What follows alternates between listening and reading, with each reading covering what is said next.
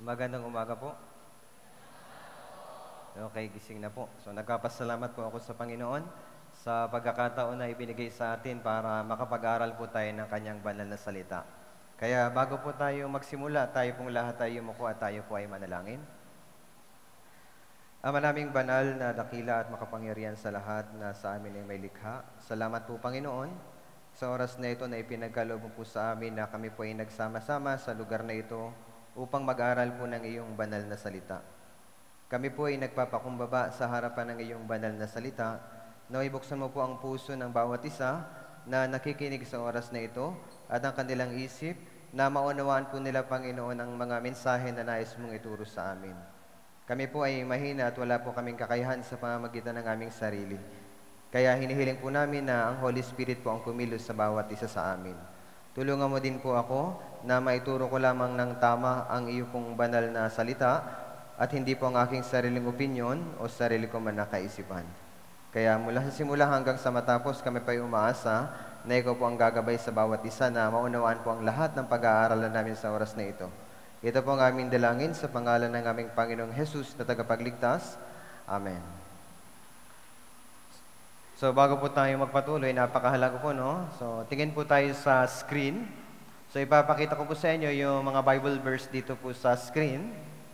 So una, mahalaga po yung asal habang nasa harapan po tayo ng salita ng ating Panginoong Diyos, no? So sa Roma chapter 10 verse 17, sabi po dito, kaya ang pananampalataya ay nanggagaling sa pakikinig, at ang pakikinig ay sa pamamagitan ng salita ni Kristo. So ito po yung tamang asal na kailangan natin sa umagang ito, no? Para magkaroon tayo ng tamang pananampalataya, kailangan po nating makinig ng maigi. So, kayo po ay narito ngayon dahil merong dakilang layunin ng ating Panginoong Diyos, no? Makinig sa salita ni Kristo. So, maaaring nandito kayo, pero yung isip ninyo malayo o nasa bahay o nasa labas. Kapag ganyan yung isip natin, yung puso natin, habang nasa harap ka ng salita ng Diyos, so matatapos yung youth Bible camp na ito na wala kang maiintindihan, uuwi ka na parang nasayang lang yung oras mo at pagod na pagod ka. Pero kung makikinig ka ng maigi sa pamamagitan ng salita ng ating Panginoong Hesukristo, salita ng Diyos, gamit po yung Biblia, so magkakaroon ka ng tunay na kapayapaan sa buhay mo pag natapos mo ito na meron kang kaligtasan, no? So makinig ng maigi. And then hindi lang po iyon. So dapat mahalaga din sa iyo habang nakaupo ka, ano yung layunin, bakit ako nakaupo sa oras na ito? Ano yung dahilan, bakit kailangan kong makinig ng maigi? Kasi yung iba, hindi nila alam yung purpose, bakit sila in-invite o bakit nandito. Mahalaga po yung layunin. Kasi maglalaan ka ng oras. Ilang oras? 2 oras? Medyo mainit yung kalagayan natin, no? Hindi ka komportable. Pero kung alam mo kung ano yung layunin, ba't mo ginagawa iyan? Maaaring magtiyaga ka, no? So ano yung layunin? Bakit tayo nandito at bakit kailangan nating makinig ng maigi? So sa Bible, sa John chapter 5 verse 39, nandito po yung layunin, bakit tayo nag-aaral ng Biblia. Ano po? Sabi dito, sinasaliksik ninyo ang mga kasulatan sapagkat iniisip ninyo na sa mga iyon ay meron kayong buhay na walang hanggan. At iyon ang nagpapatotoo tungkol sa akin. So kailangan natin sinasaliksik. Pag sinabing sinasaliksik, malalim na pinag-aaralan yung Biblia, yung salita ng Diyos. Yung kasulatan po na yan ay tumutukoy sa salita ng Diyos. Bakit sinasaliksik natin yung salita ng Diyos? Isa lang po yung layunin, magkaroon ng buhay na walang hanggan. Walang ibang paraan para magkaroon ng buhay na walang hanggan. Kailangan nating mag-aral ng Biblia. No? Isa pa, nakalagay sa 2 Timothy chapter 3, verse 15. Sabi dito, at kung paano mula sa pagkabata ay iyong nalaman ang mga banal na kasulatan na makakapagturo sa iyo tungo sa kaligtasan, sa pamamagitan ng pananampalataya kay Kristo Jesus. Sabi, makakapagturo sa iyo tungo sa kaligtasan. So, nandito tayo, kailangan mong saliksikin yung Biblia, yung banal na kasulatan, kailangan mong saliksikin para magkaroon ng buhay na walang hanggan. No? Kaya ka tinuturuan ng banal na kasulatan para malaman mo yung tunay na kaligtasan. Yan po yung purpose, bakit tayo nandito. So, kung hindi ka pa sigurado sa iyong kaligtasan, hindi ka pa sigurado, ligtas na ba talaga ako? Sure na ba talaga ako nasa langit ako pupunta? Kung ang sagot mo, hindi ko alam. Siguro sa langit. Magandang pagkakataon ito para magkaroon ka ng kasiguraduhan. Maring sabihin, di ba, Pastor, sigurado na pa akong ligtas. Kailangan ko pa rin po bang mag-aral ng Biblia? Kailangan pa rin. Bakit? Para ma-check mo kung ang iyong pananampalataya ay ayon ba talaga sa Biblia. No?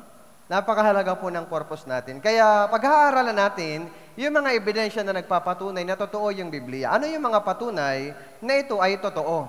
At mayroon ba talagang Diyos? Paano natin malalaman?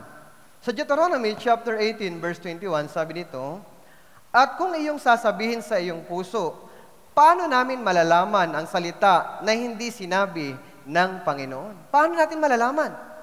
Yung Biblia ba ay salita ng Diyos o hindi? Sinabi ba talaga ito ng Diyos o hindi? Paano natin malalaman? Yung sagot, nandito.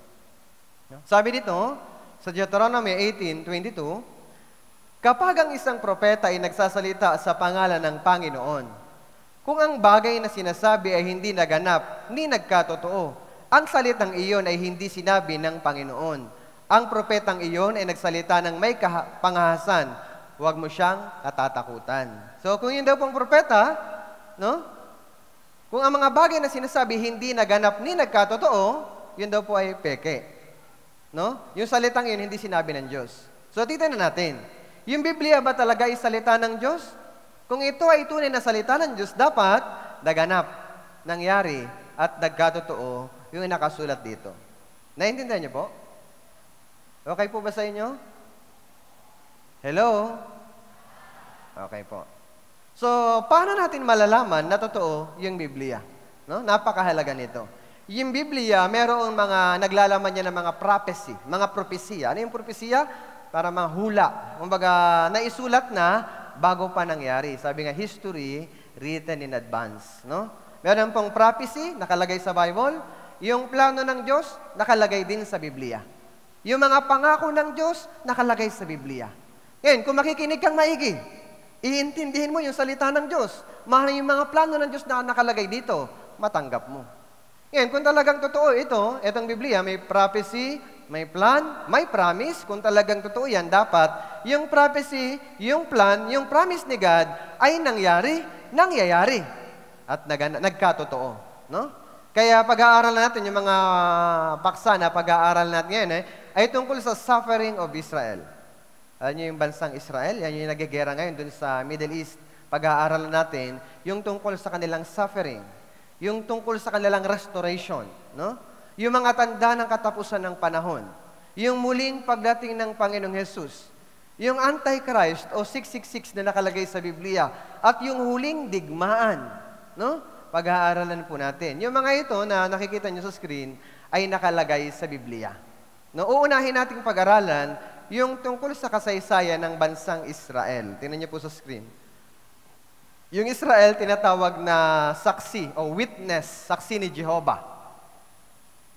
Sa Isaiah chapter 43, verse 10, sabi, kay aking mga saksi, sabi ng Panginoon, at aking lingkod na aking pinili. Sabi dito, upang inyong malaman at manampalataya kayo sa akin at inyong maunawaan na ako nga.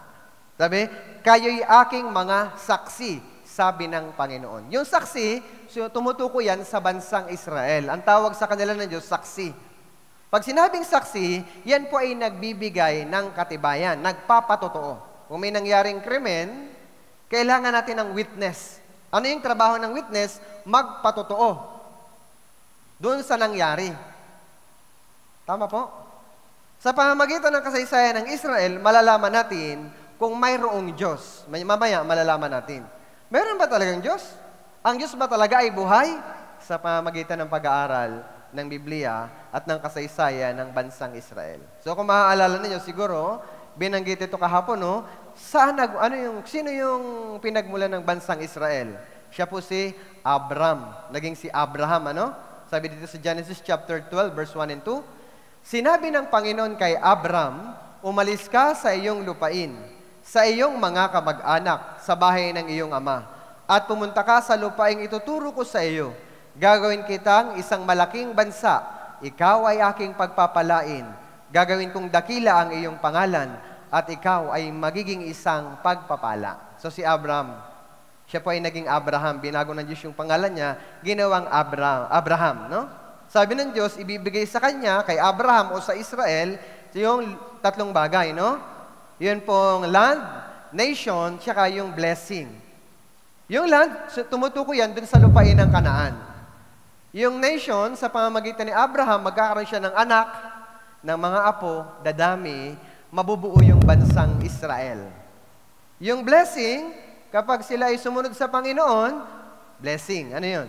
Sumisimbolo din yan kay Jesus Christ. No? Kapag nakilala mo ang Panginoong Yesus, at kapag ang Panginoong Yesus ay nasa buhay mo, ikaw ay blessed spiritually.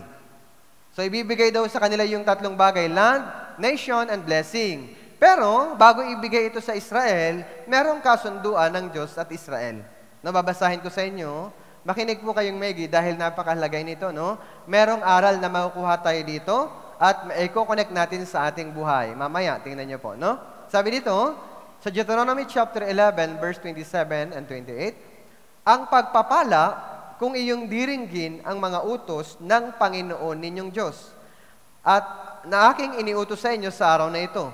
At sumpa kung hindi ninyo diringgin ang mga utos ng Panginoon ninyong Diyos, kundi lilihis sa daan na aking iutos sa inyo sa araw na ito upang sumunod sa ibang mga Diyos na hindi ninyo kilala. So may tanong ako sa inyo. Kapag sila po ay sumunod sa Diyos, ano po ang matatanggap nila? Po? Pagpapala. Pag sila po ay hindi sumunod, hindi sila nakinig sa Diyos, ano pong matatanggap nila? Sumpa. So, simple lang. Kapag ikaw ay sumunod sa Panginoon, ibe-bless ka niya. Kapag hindi ka sumunod sa Diyos, iba yung sinunod mo, sumpa. Yan po yung kasunduan sa pagitan ng Diyos at ng Israel. No? Pero sa kasaysayan ng Israel, pag binasa niyo ang Biblia, pinapili sila ng Diyos kung sino yung kanilang paglilingkuran.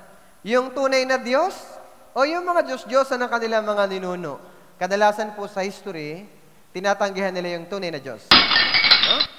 And then, tinatanggap nila yung mga Diyos-Diyosan, yung mga idols. No? Lalo na yung hari ng Israel ay si King Solomon. Si King Solomon, nung una, sumusunod siya sa Diyos. Pero nung tumanda na siya, sumamba siya sa naglingkod siya sa mga Diyos-Diyosan, no? Na ipinagbabawal ng Diyos. Dahil sa kanya, nahati sa dalawa yung Israel, no? Nagsumpa yung naranasan ng Israel. Kaya kung maalala nyo kahapon, I'm sure, so pinag-aralan nyo ito, si Abraham yung pinagmula ng Israel, nagkaroon ng anak si Abraham, Ismael tsaka si Isaac, si Ismael yung pinagmula ng Arab, si Isaac nagkaroon ng anak si Jacob, tsaka 12 anak na lalaki nagkaroon ng anak si Jacob. No? And then si Joseph yung pang-11, yung paborito ni Jacob, no? Na ipinagbili ng kanyang mga kapatid na karating sa Egypt. Sa Egypt, dumami sila doon. Si Joseph, no?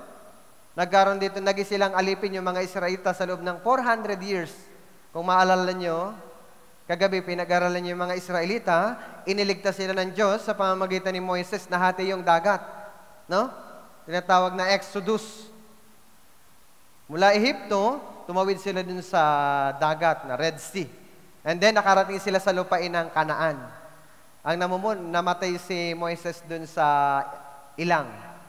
Pagdating sa Kanaan, si Joshua, yung bagong leader. And then, nagkaroon ng panahon ng mga judge. Humingi sila ng hari. Yung unang hari, si Saul. No? Sunod na hari ng Israel, si King David. Sumusunod sila sa Diyos, blessing.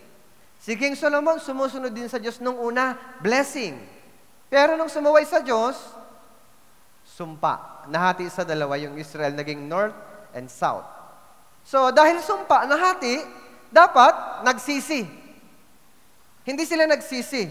Kaya yung North Israel, dapat magsisi, gumawa po sila ng mga ribulto, mga Diyos-Diyosan, sinamba nila. Kaya sinakop sila ng Assyria noong BC 722. Yung South Judea, ganun din. Dapat magsisi, pero hindi nagsisi. Tumigil silang pumunta doon sa Jerusalem para sumamba sa bahay ng Diyos. Gumawa sila din sila ng mga Diyos-Diyosan. No? Gumawa sila ng sarili nilang altar. Sinakop sila ng Babylon noong BC 606. Nagpadala agad ng prophet para magsisi. Alam niyo yung purpose? Bakit nagpapadala ang Diyos ng mga propeta sa kanila? Isa lang, magsisi. Bakit kailangan magsisi? Para malalaman nila yung kaligtasan. Pero ang ginawa nila, tinanggihan nila yung mga prophet, pinatay nila, binato nila. Sa huli, sinakop sila ng Roma. Nung time ng Roman Empire, si Jesus Christ mismo bumaba sa lupa para din iligtas sila. No? Pero tinanggihan nila si Jesus. Kaya bilang parusa, ikinalat sila sa buong mundo at sumpa, no? Noong AD 70.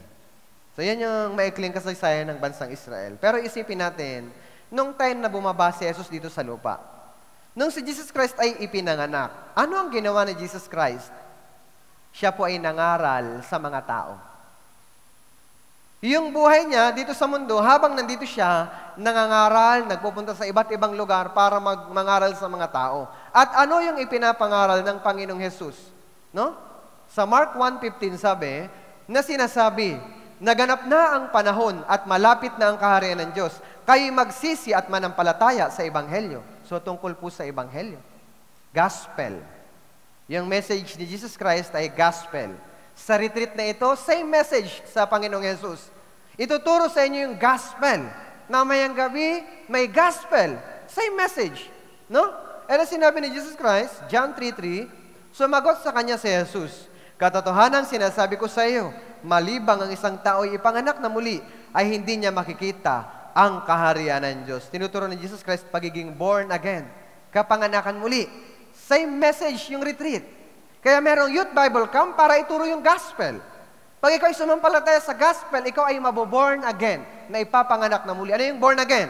Yung relasyon mo sa Diyos, maayos. No? Ma-restore yung relasyon sa Diyos. Ano pa? John 11:25, sinabi sa kanya ni Jesus, ako ang muling pagkabuhay at ang buhay. Ang sumasampalataya sa akin, bagamat siya'y mamatay, ay mabubuhay. Tinuturo ni Jesus Christ, pagkabuhay na muli. Gospel, born again, resurrection. Kahit anong hirap mo dito sa mundo, kung may Jesus sa buhay mo, kung ligtas ka, may pag-asa. Naintindihan niyo po? So kung may pag-asa ka, anong kailangan mong gawin? Matulog? O magtiyaga na makinig? Kung naiintindihan mo, yung purpose ng Panginoon, bakit ka tinawag, ay para ipaalam sa iyo yung Ebanghelyo, ipaalam sa iyo yung pagiging born again, ipaalam sa iyo na merong muling pagkabuhay, maglaan po kayo ng oras. Dahil yung nandito kayo, hindi po ito pag-aaksaya ng oras. Pakiusap. No? Alam ko, pagod kayo.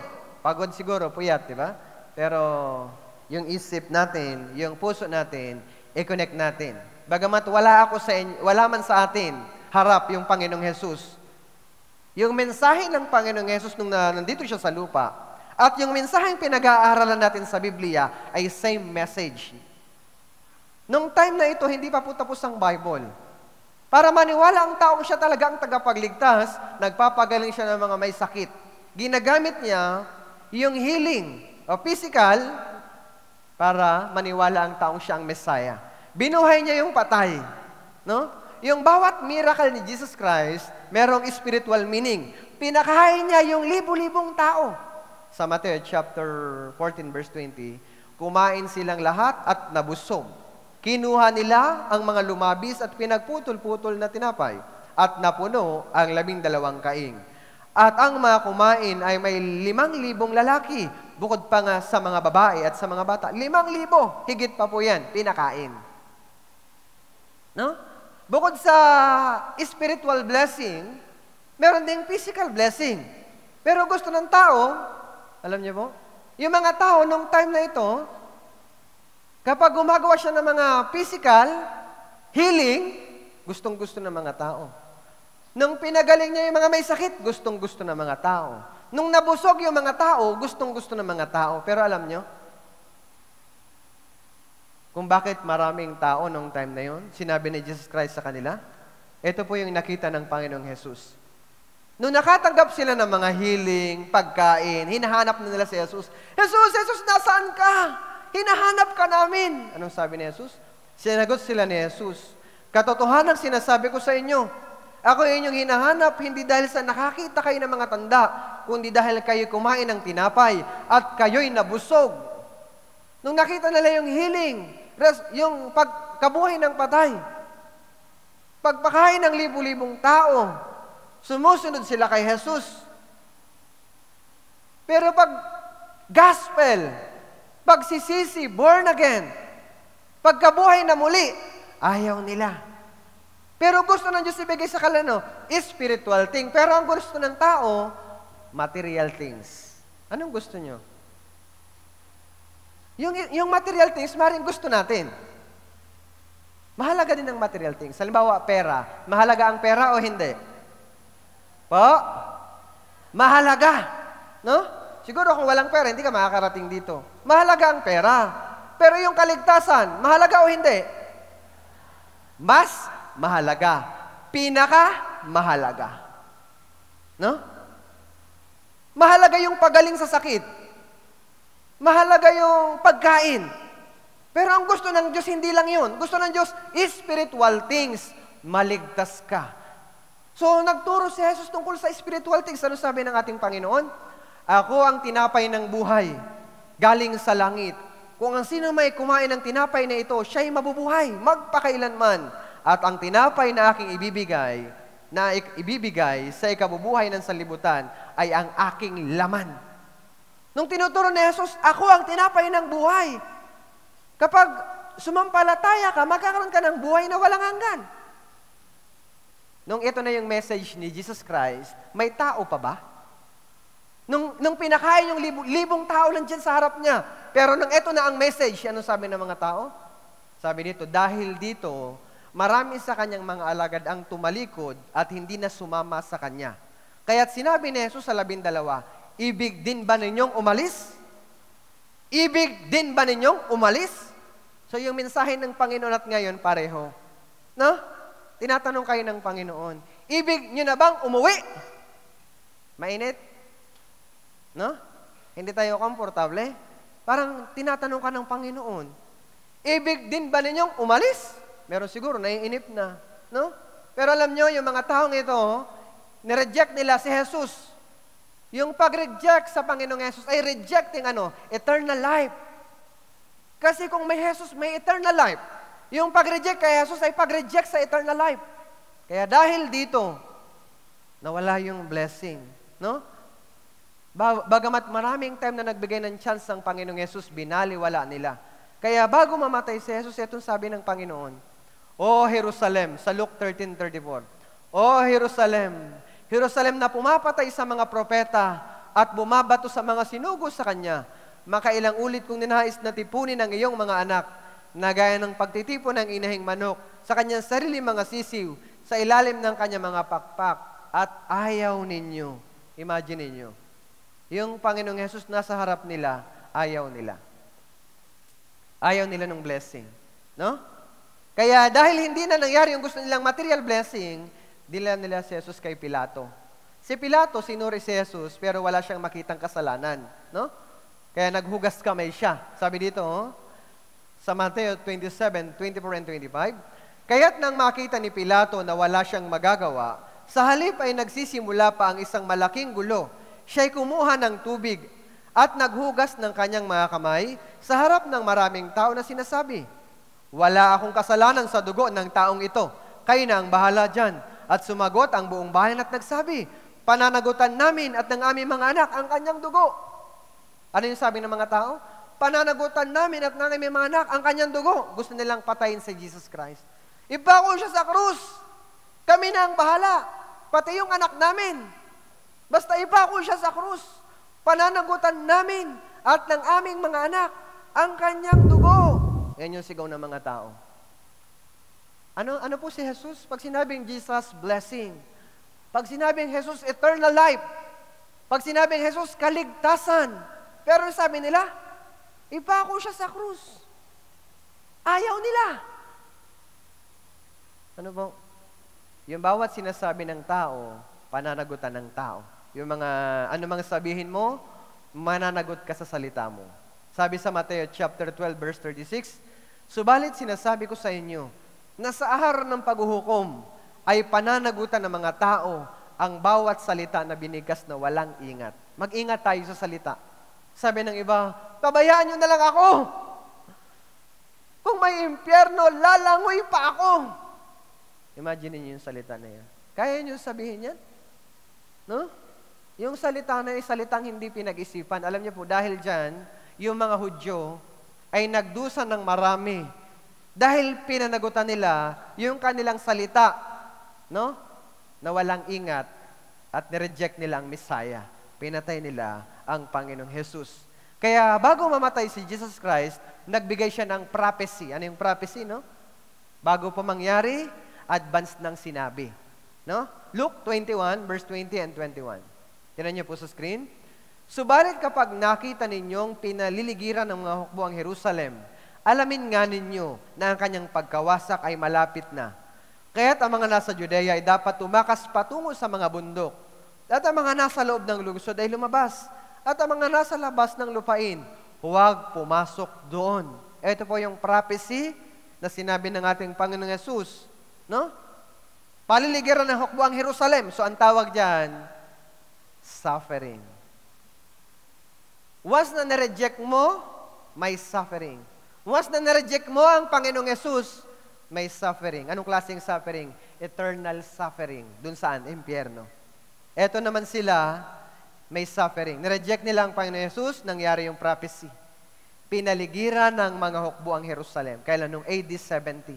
Yung pader ng Jerusalem, ayan, pinalibutan sila ng mga kawal ng Roma. Pinatay po sila dyan. Napakarami nila dyan. Noong AD 70, no? Inatake sila ng Roman Empire. Dahil walang pagkain, namatay sila sa gutom. Pero bago mamatay sa gutom, nabaliw yung mga tao.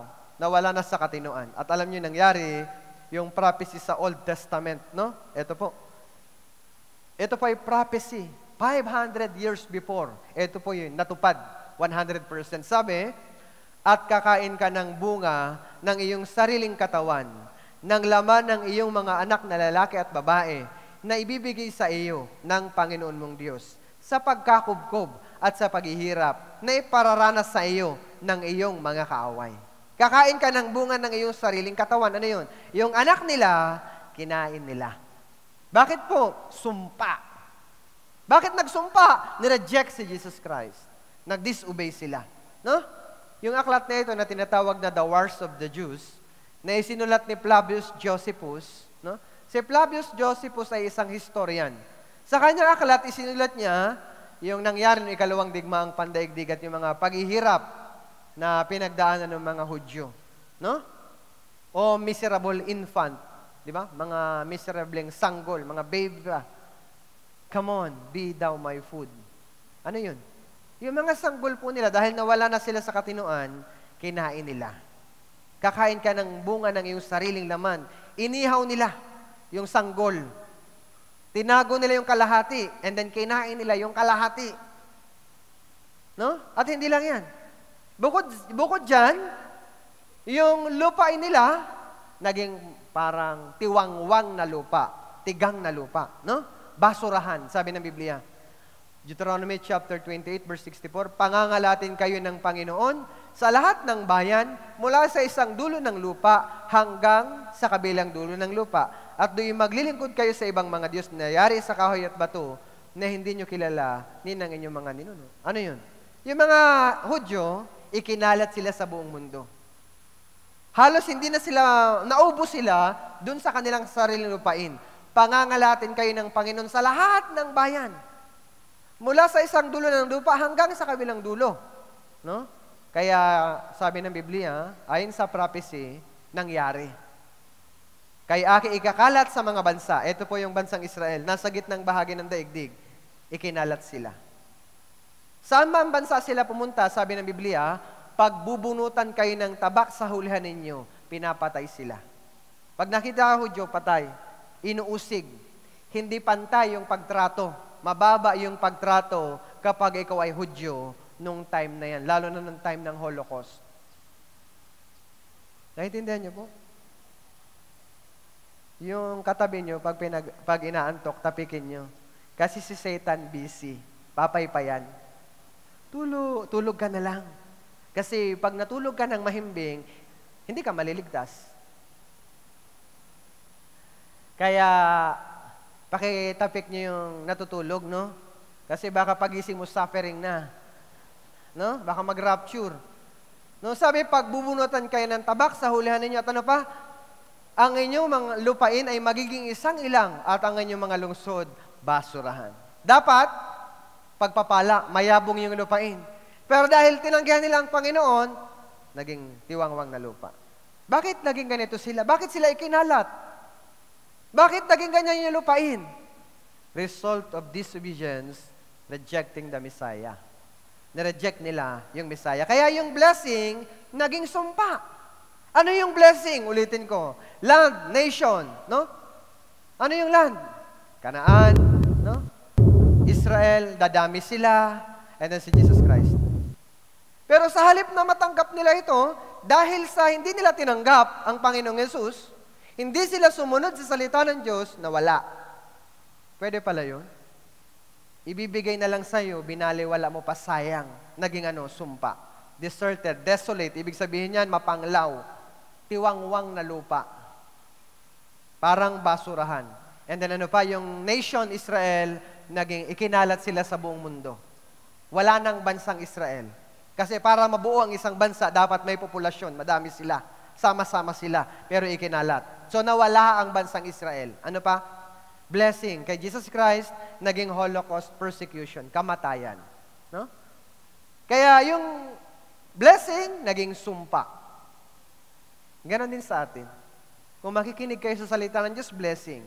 Kung tutulugan nyo, sumpa. Simple lang. Nasa inyo ang choice. Matatapos at matatapos, ang Youth Bible Camp na ito, lilipas po ito. Pero yung chance na ibinigay ng Diyos sa'yo, para maligtas ka, hindi po yan unlimited. Limited yan. Hindi natin alam. Baka pakatapos nito, pwedeng dumating na ang Panginoon. Kaya sana, samantalahin natin yung pagkakataon. Ano yung suffering? Ano yung suffering? AD 70, 1.1 million pinatay ni General Titus na mga Hudyo. 580,000 pinatay ni Roman Emperor Hadrian. No? 4,000 mga Hudyo pinagpapatay. No? Kaya kung titignan natin yung trabaho ng mga Hudyo, maglibing na lang ng maglibing, no? Sa history. At ang pinakamatindi nung ikalawang digmaang pandaigdig, 6 na milyong Hudyo pinatay ng mga Nazis, no? Yan ay result ng disobedience. Yung mga katawan nila, hindi na kaya, binubuldoser, no? Yung mga Hudyo ikinulong sa concentration camp, hirap na hirap sila dyan, sobrang init. Yan. Binubuldoser yung mga bangkay, tambak na mga bangkay ng mga Hudyo. Yung building na ito, ang tawag Holocaust Memorial Museum na nasa Washington, D.C. Yung mga ala-ala, mga picture ng mga paghihirap ng mga Hudyo nakalagay sa loob ng building na yan. Halimbawa sa Poland, yung mga Hudyong nandun, binitay. No? Yung mga Hudyo, hinubaran. Pag hinubaran, nakakahiya. No? Sabi ng Biblia, natupad po ito. Kanila rin namang huhubaran ka ng iyong mga suot at kukunin ang iyong mga magagandang. Hinubaran po sila. At pinagpapatay. No? Holocaust. No? Kaya kung titignan natin, so tingnan natin yung video, no? Yung pagtrato sa kanila, nung time na lalo ng Holocaust ay hindi pantay. Mababa yung tingin sa kanila. Ano po? So tingnan natin.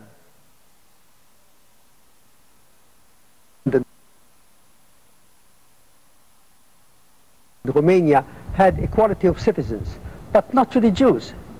The Jews were discriminated against. They couldn't practice law or medicine. They couldn't trade properly. Their students couldn't attend universities. And when Russian Revolution began, they outlawed Zionism, and whoever learned Hebrew was sent to Siberia. I, as a member of parliament with 9 others, visited Buchenwald concentration camp. Some people believe that the reports of what happened there are exaggerated. Close your eyes and look. Close your eyes, my friends, and listen. Listen to the silent screams of terrified mothers. Listen to the prayers of anguished old men and women.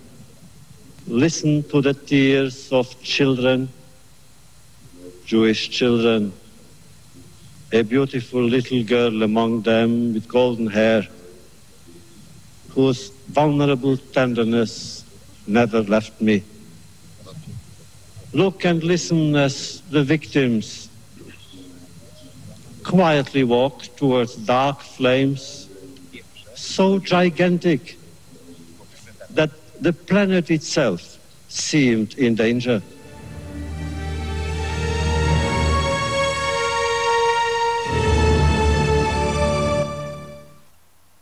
So nakita niyo po, no? Puro mga paghihirap yung naranasan nila. Pinag-eksperimentuhan sila. Tinorture sila. No? Kaya kung titignan niyo yung picture, ang dami nilang hirap na naranasan. Bakit po? Simple lang. Resulta po yan nilang pagsuway nila sa salita ng Diyos. No? Kaya yung aral, may aral na gustong sabihin sa atin ng Panginoon tungkol dito sa kasaysayan ng bansang Israel. Bakit Israel ang pinag-aaralan natin? Kasi mula Genesis, yun yung unang aklat sa Biblia, hanggang sa huling aklat, yung Revelation, binabanggit yung bansang Israel. Bakit binabanggit sa buong Biblia yung bansang Israel? May gustong sabihin sa atin ng Diyos, no? Kung tingnan niyo yung picture, Luke 23:31 sabi, sapagkat kung ginagawa nila ang mga bagay na ito, kapag ang punong kahoy ay sariwa, anong mangyayari kapag ito ay tuyo? May dalawang puno, sariwa at tuyo. Siyempre po, pag sinunog mo yung dalawang puno, ang mas maapoy yung tuyo. Yung sariwang puno, sumisimbolo sa bansang Israel. Yung tuyong puno, sumisimbolo sa lahat ng bansa, liban sa Israel. Gentiles ang tawag dyan. Tayong Pilipino po ay Gentiles. Yung Koreano ay Gentiles. Yung Amerikano ay Gentiles. Basta ibang lahi, liban sa bansang Israel, ang tawag ay mga hentil. Ngayon sabi sa Biblia, sapagkat kung ginagawa nila ang mga bagay na ito, kapag ang punong kahoy ay sariwa, anong mangyayari kapag ito ay tuyo? Yung bansang Israel sa mata ng Diyos, para silang sariwang puno, kasi sila yung saksi. Bayang pinili ng Diyos.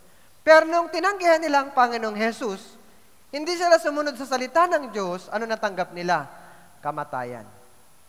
Puro sila paglilibing. Yan sabi, anong mangyayari kapag ito ay tuyo? Ibig sabihin, kung tayo mga Gentiles, kung ikaw mismo, tatanggihan mo ang Panginoong Jesus, anong matatanggap mo? Mas maapoy. Ano yon? Impyerno. Sabihin, kung tatanggihan mo ang Panginoong Jesus, no? Yung naranasang kamatayan ng mga Israelita ay anino lang ng impyerno. Kaya napakahalaga na isang alang-alang mo yung oras na ito. Binigyan ka ng Panginoon ng time sa oras na ito na makinig, unawain yung salita ng Diyos para magkaroon ka ng kaligtasan. Huwag kang mapunta dito sa impyerno. Kaya sana, huwag nating gayahin yung pagkakamaling nagawa ng Israel. Dahil sa ginawa nilang pagkakamali, suffering. At dahil dyan, nalapastangan yung pangalan ng Diyos. Inisip ng mga tao, wala ng Diyos. Kasi nga, yung Israel na bayang pinili niya, naghihirap. Kaya walang nakalagay sa Biblia na patuloy na maghihirap yung bansang Israel. May tinatawag po na restoration of Israel. Yung Israel, ikinalat sa buong mundo. Wala nang bansang Israel. Pinagpapatay sila kahit saang bansa sila pumunta. Halos maubos na. Imposible nang mabuo. Pero sabi ng Biblia, nag-prophecy ang Biblia, may restoration. Ano po? Sabi ng Biblia, tingnan ninyo. Ezekiel 37 verse 3, kanyang sinabi sa akin, anak ng tao, maaari bang mabuhay ang mga butong ito? At ako'y sumagot, O Panginoong Diyos, ikaw ang nakakaalam. No, nakita niyo po dito sa picture, may mga kalansay, may bungo. Pwede pa bang mabuhay ito sa palagay nyo? Pwede pa? O hindi na? Hindi na. Imposible, di po ba? Kaya sabi, anak ng tao, maaari bang mabuhay ang mga butong ito? Sino kaya yung, anong tinutukoy ng Diyos na buto? So, hindi po yung literal na sinasabi ng Diyos, maaari yung buto. May ibig sabihin ng Diyos dun sa buto. Sino yun? Sabi dito, nang magkagayo, sinabi niya sa akin, anak ng tao, ang mga butong ito ay ang buong sambahayan ni Israel. Narito, kanilang sinabi, ang ating mga buto ay natuyo at ang ating pag-asa ay nawala. Tayo'y lubos na nahiwalay. So sabi, ang mga butong ito ay ang buong sambahayan ni Israel. So sabi, maaari pang mabuhay ang mga butong ito? Parang imposible na, di ba? Sino yung buto? Tumutukoy saan? Sa bansang Israel.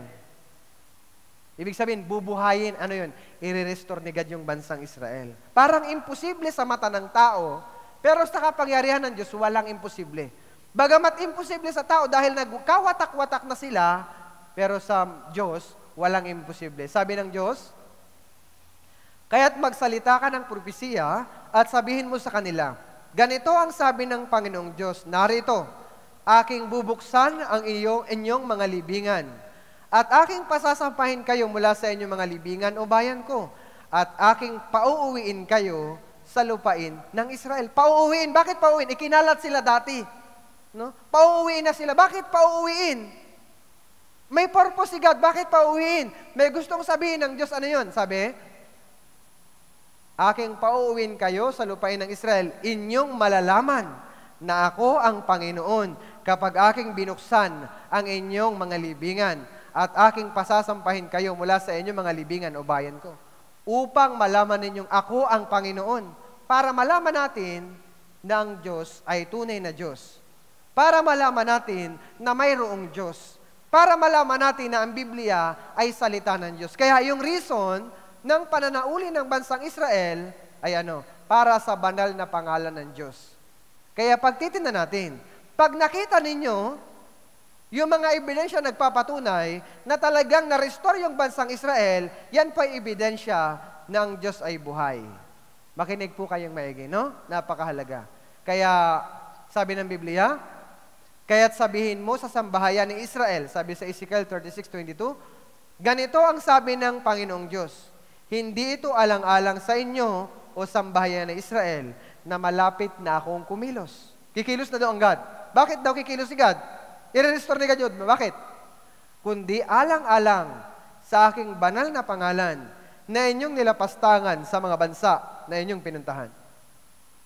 Kahit saang bansa pumunta yung mga Hudyo, nalalapastangan yung pangalan ng Diyos. Bakit po? Sa isip ng tao, wala ng Diyos. Bakit? Naghirap na sila, pakalat-kalat sila. Kaya sabi ng Diyos, malapit na akong kumilos. Bakit? Alang-alang sa aking banal na pangalan na inyong nilapastangan sa mga bansa na inyong pinuntahan. No? Kaya natupad po yung prophecy ni God. Nirestore niya yung bansang Israel. Alam niyo po, noong May 14, 1948, yung bansang Israel, walang bansang Israel noon, 1,000 taon. Pero bigla, noong May 14, 1948, nagdeklara po sila ng Independence Day. At isang himala. No? Walang Israel, pero bigla, lumabas po sa dyaryo, nagdeklara na po sila ng Independence Day. Dati po, inuusig sila. Pinapatay yung mga Hudyo kahit saang bansa sila pumunta. Pero ngayon, na-restore. Bakit? Para ipakita na ang Diyos ay buhay. No? So, yung Pilipinas, nag-iisang bansa sa Asia na tumulong din nung time na inuusig yung mga Hudyo. Tingnan natin. Sa mga concentration camp na gaya nito, milyon-milyong Jews ang pinahirapan at pinatay ng mga Nazi sa Europa sa pamumuno ni Adolf Hitler. So, from the gas chamber kung saan hinuhulog yung poison from holes in the ceiling for about 700 people, diretso yung kanilang katawan dito sa mga crematorium. Ang sabi, every day about 340 bodies were burned in this crematorium. Marami raw ito dati, but only this one survived. Halos 80 taon na ang nakalilipas. May ilang pinalad, kabilang na ang nooy 6 na taong gulang lang na si Brigitta Wax. I remember the Nazis coming up to our apartment and taking my father. And I remember that my parents were very nervous when we left. And they had to pack whatever they could and just take it. Sa ilalim ng administrasyon ni dating Pangulong Manuel Quezon, buong pusong tinanggap ng Pilipinas ang mga tumatakas na Jew. Some people tried to get to the United States or some of the other countries, but most countries had very strict quotas and didn't provide visas. So the fact that the Philippines allowed us to come in was wonderful. 1,300 sa kanila na biyayaan ng Philippine visa. Word got from refugee organizations in Paris, in Berlin, United States that Manila was an option. Kasi nga, those who had come from Shanghai began to report that it's safe here. It's okay here. There's no persecution, no nothing. So word began to get to the German Jews, the organizations there, working through the American organizations there, that Manila is an option. What impressed me the most is that the Filipinos had no prejudice there. There was no anti-Semitism. You were accepted for you personally, for what you are. So, you know, a lot of the kids I was with were Filipinos. So the relationships were great. Bumalik sa Pilipinas kamakailan ang ilan sa mga dating refugee para ipalabas ang dokumentaryong Rescue in the Philippines, Refuge from the Holocaust. Sa opisyal na imbitasyon ni Pangulong Noynoy Aquino, sa likod ng mga ngiti sa kasiyahan, matagal mang panahon na ang lumipas, bakas pa rin sa mukha ng mga nakaligtas ang abot langit na pasasalamat. You know, it's a very proud part of your history. I said, you know, it's something that you should really sing to the world. Look what we did, basically, to save our lives. So nakita niyo po, no? Tumulong din yung Pilipinas nung time na inuusig yung mga Hudyo nung panahon ni Presidente Manuel L. Quezon. So sila po ay nawasak 1,000 taon, pero nabuo bilang isang bansa, no? Yan po yung dyaryo, no? State of Israel is born. Ipinanganak yung bansang Israel. Yung kanilang punong ministeryo, unang prime minister nila, si Ben Gurion. So nagdeklara po sila ng kalayaan noong 1948, no? And then yung lupa nila na naging tiwangwang na lupa, ano sabi ng Biblia? Ezekiel 36:34, ang lupain na naging sira ay mabubungkal sa halip na sira sa paningin ng lahat ng nagdaraan. Ganito dati, dahil sa kanilang disobedience, pero para ipakita na ang Diyos ay buhay, ganito na. Sabi, ang lupain ito na naging sira ay naging gaya ng halaman ng Eden. Dati, tiwangwang na lupa, pero sabi ng Biblia, eto na. No? Sabi ng Biblia, ang sira, giba at wasak na mga bayan ay tinatahanan na ngayon at may pader. Ayan na po. Natupad yung prophecy sa Biblia. Yung lupa nila tiwangwang, halos wala nang tumutubo. Ano sabi ng Biblia? Isaiah 27:6, sa mga araw na darating ay mag-uugat ang Hakob. Ang Israel ay uusbong at mamumulaklak at pupunuin nila ng bunga ang buong sanlibutan. No? Naglalabas sila ng matatamis na prutas. No? Ginawa nilang kulay green yung disyerto. Bakit high-tech yung agriculture nila? Dati barren land. Ngayon, high-tech na. No? Eto na siya. Dati ganito, dahil sa kanilang disobedience, para ipakita na ang Diyos ay buhay, yan. Etong picture na ito, tiwangwang, walang silbi. Yan, bakit may ganyan? Kung titignan yung picture, i-reflect natin sa ating sarili. Suffering. No? Puro suffering. Nagpapakita yung picture ng suffering. Yung dating kalagayan nila suffering, saan nagmula yung suffering? Disobedience, pag-reject sa Messiah. Pero ito na ngayon. Blessing. Bakit? Nagpapakita na ang Diyos ay buhay. No? And then, ikinalat sila sa buong mundo. Saan mang bansa, pumupunta sila, ikinalat. Pinapatay sila. Pero nang sabi ng Biblia, sa Bible, makakabalik. Naka-prophecy, nangyari. Tingnan natin. Huwag kang matakot sapagkat ako'y kasama mo. Aking dadalhin ang iyong lahi sa silangan at titipunin kita mula sa kanluran. Aking sasabihin sa hilaga, hayaan mo. Sa timog, huwag mong pigilin. Dalhin mo rito ang aking mga anak na lalaki na sa malayo nagmula at ang aking mga anak na babae na mula sa mga dulo ng lupa. Para mas madaling maintindihan, tinan yung verse. Binanggit yung 4 na sulok ng daigdig. Silangan, kanluran, hilaga at timog. Bakit binanggit yung 4 na sulok ng daigdig? Nagpakalat-kalat yung mga Hudyo. Pero ano sabi sa mga Hudyo? Dalhin mo rito ang aking mga anak na lalaki na sa malayo nagmula at ang aking mga anak na babae na mula sa mga dulo ng lupa. Ano ibig sabihin? Bumalik na kayo dito sa Israel, sa bansa ninyo. Kaya kahit saang bansa sila pumunta, nagbalikan po sila. Kahit may mga bansang umadlang sa kanila, gaya ng Russia, nakabalik po sila. No? Ano pa sabi ng Biblia? Tingnan ninyo. Ezekiel 36:24, sapagkat aking kukunin kayo sa mga bansa At titipunin ko kayo mula sa lahat ng lupain at dadalhin ko kayo sa inyong sariling lupain. Kamangha-mangha yung Biblia. Ito pa yung naisulat 1,000 taon. Pero ano po? Nangyari. Paano sila makakabalik? Nakalagay din sa Biblia. Ito po, tingnan ninyo. Isaiah 60 verse 8. Sino ang mga ito na lumilipad na parang ulap at parang mga kalapati sa kanilang mga bintana? Ito pa yung time na ito pa yung sinulat ni Propeta Isaiah. Habang sinusulat ni Propeta Isaiah ito, wala pa pong flying object nung time na yon. Sabi niya, sino ang mga itong lumilipad? Parang ulap, parang mga kalapati. Ang tinutukoy niya dyan, eroplano. Hindi niya naman masabi yung salitang eroplano kasi nga wala pa namang eroplano nung time na sinusulat ito. Kaya ang ginamit niya, kalapati. Bakit kalapati? Yung kalapati may homing instinct. Nakakauwi po yan sa bahay.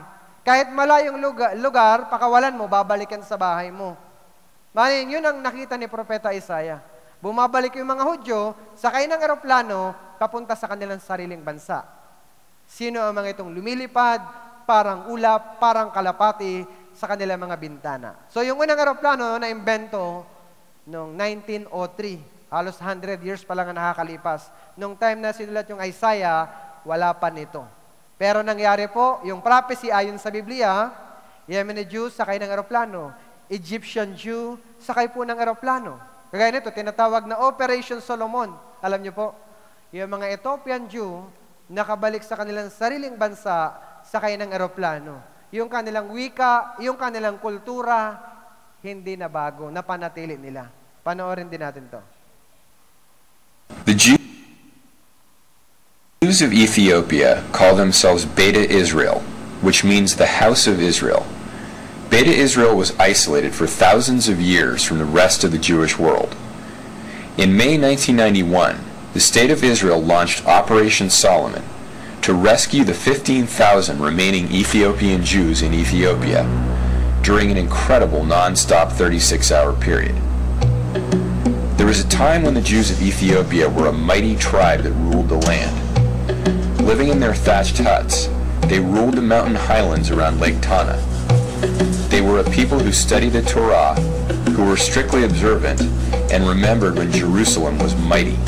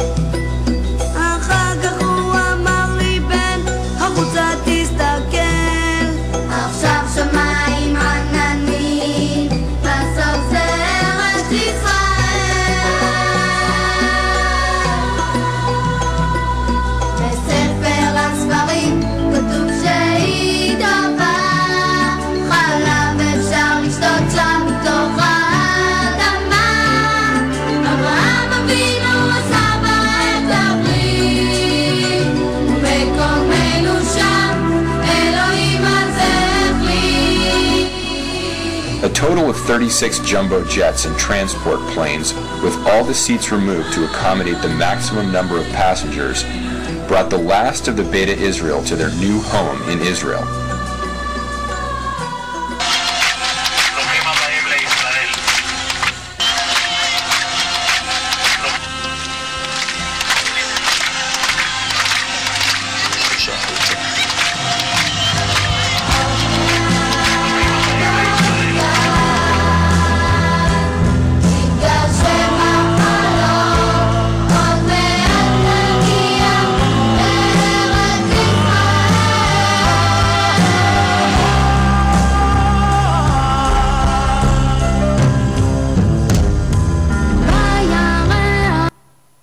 Nakita niyo po, di ba? Yung nakasulat sa Biblia ay nangyari. No? Yan po ay nakasulat, matagal ng panahon, pero nangyari po. At hindi lang yun. No? Sabi ng Biblia, Deuteronomy chapter 8 verse 18, kundi alalahanin mo ang Panginoon mong Diyos. Sapagkat, sabi niya, sapagkat siya ang nagbigay sa iyo ng kapangyarihan upang magkaroon ka ng kayamanan, upang kanyang papagtibayin ang kanyang tipan na kanyang ipinangako sa iyong mga ninuno, gaya nga sa araw na ito. Sabi ng Biblia po, yung Israel, nagbigay sa iyo ng kapangyarihan at kayamanan. Magiging silang mayayamang tao at maimpluwensyang tao. Sa screen, nakikita nyo dito, yan ay mga kilalang tao. Yan po ay mga Hudyo. No? Sa lahat ng larangan, makikita natin, nangingibabaw yung mga Hudyo. Gumawa ng Facebook ay isang Hudyo. No? Yung founder po ng Apple, Hudyo. Yung mga may-ari ng mga nakikita nyo dito sa screen, Starbucks, Microsoft, yan po ay mga Hudyo. No? Kapangyarihan at kayamanan. At hindi lang po sabi ng Biblia, gagawin ka ng Panginoon na ulo at hindi buntot. Ikaw ay magiging sa ibabaw lamang. Ulo na susunod, may desisyon. Buntot, sunod-sunuran. Ano yun? Maring inisip ng mga tao, ang pinaka-ma-impluensya talaga, Amerika. Pero sa Amerika, mayayamang Hudyo. No? Meron po silang grupo dyan. Kung titignan niyo yung picture, may tinatawag na AIPAC. Ang ibig sabihin ng AIPAC, American Israel Public Affairs Committee. Yan ay grupo ng mga Hudyo, mayayamang Hudyo. Kaya po nilang pondohan ang mga politiko para manalo sila sa eleksyon. Kaya yung mga politiko tuwing eleksyon, lumalapit sila sa grupo ng mayayamang Hudyo para hingiin yung suporta nila. Tingnan niyo si Obama. Nung tumakbo ang presidente, nasa AIPAC. Si Donald Trump, nung tumakbo, nasa AIPAC. Si Joe Biden, nung tumakbo, nasa AIPAC. Lahat po yan, nanalong presidente ng Amerika. Ito po hanggang ngayon, nakaupo bilang presidente ng Amerika. Bakit natin ito pinapakita? Yung nakasulat sa Biblia, gagawin silang ulo at hindi buntot, ay nangyayari sa panahon natin ngayon. No? Yan yung kasaganaan ng dagat, binanggit ng Biblia. No? Sabi ng Biblia, kung magkagayon, ikaw ay makakita at maliliwanagan. At ang iyong puso ay manginginig sa tuwa at magagalak, sapagkat ang kasaganaan ng dagat ay dadalhin sa iyo. Ang kayamanan ng mga bansa ay darating sa iyo. Yun daw kayamanan ng bansa papunta sa Israel. Yun daw kasaganaan ng dagat ay nandun sa kanila. Ano yung dagat? May dagat po sa Israel na tinatawag na Dead Sea. Yung Dead Sea po, pag humiga ka sa tubig, kusa kang lulutang kasi sobrang alat. Imagine niyo yung alat natin dito sa dagat dito sa Batangas. Kapag maalat na po yan, 7 times. Ulitin mong 7 times yung alat ng dagat natin, ganon kaalat yung Dead Sea, kaya tinawag na Dead Sea. Walang nabubuhay na isda. Pero maraming mineral. No?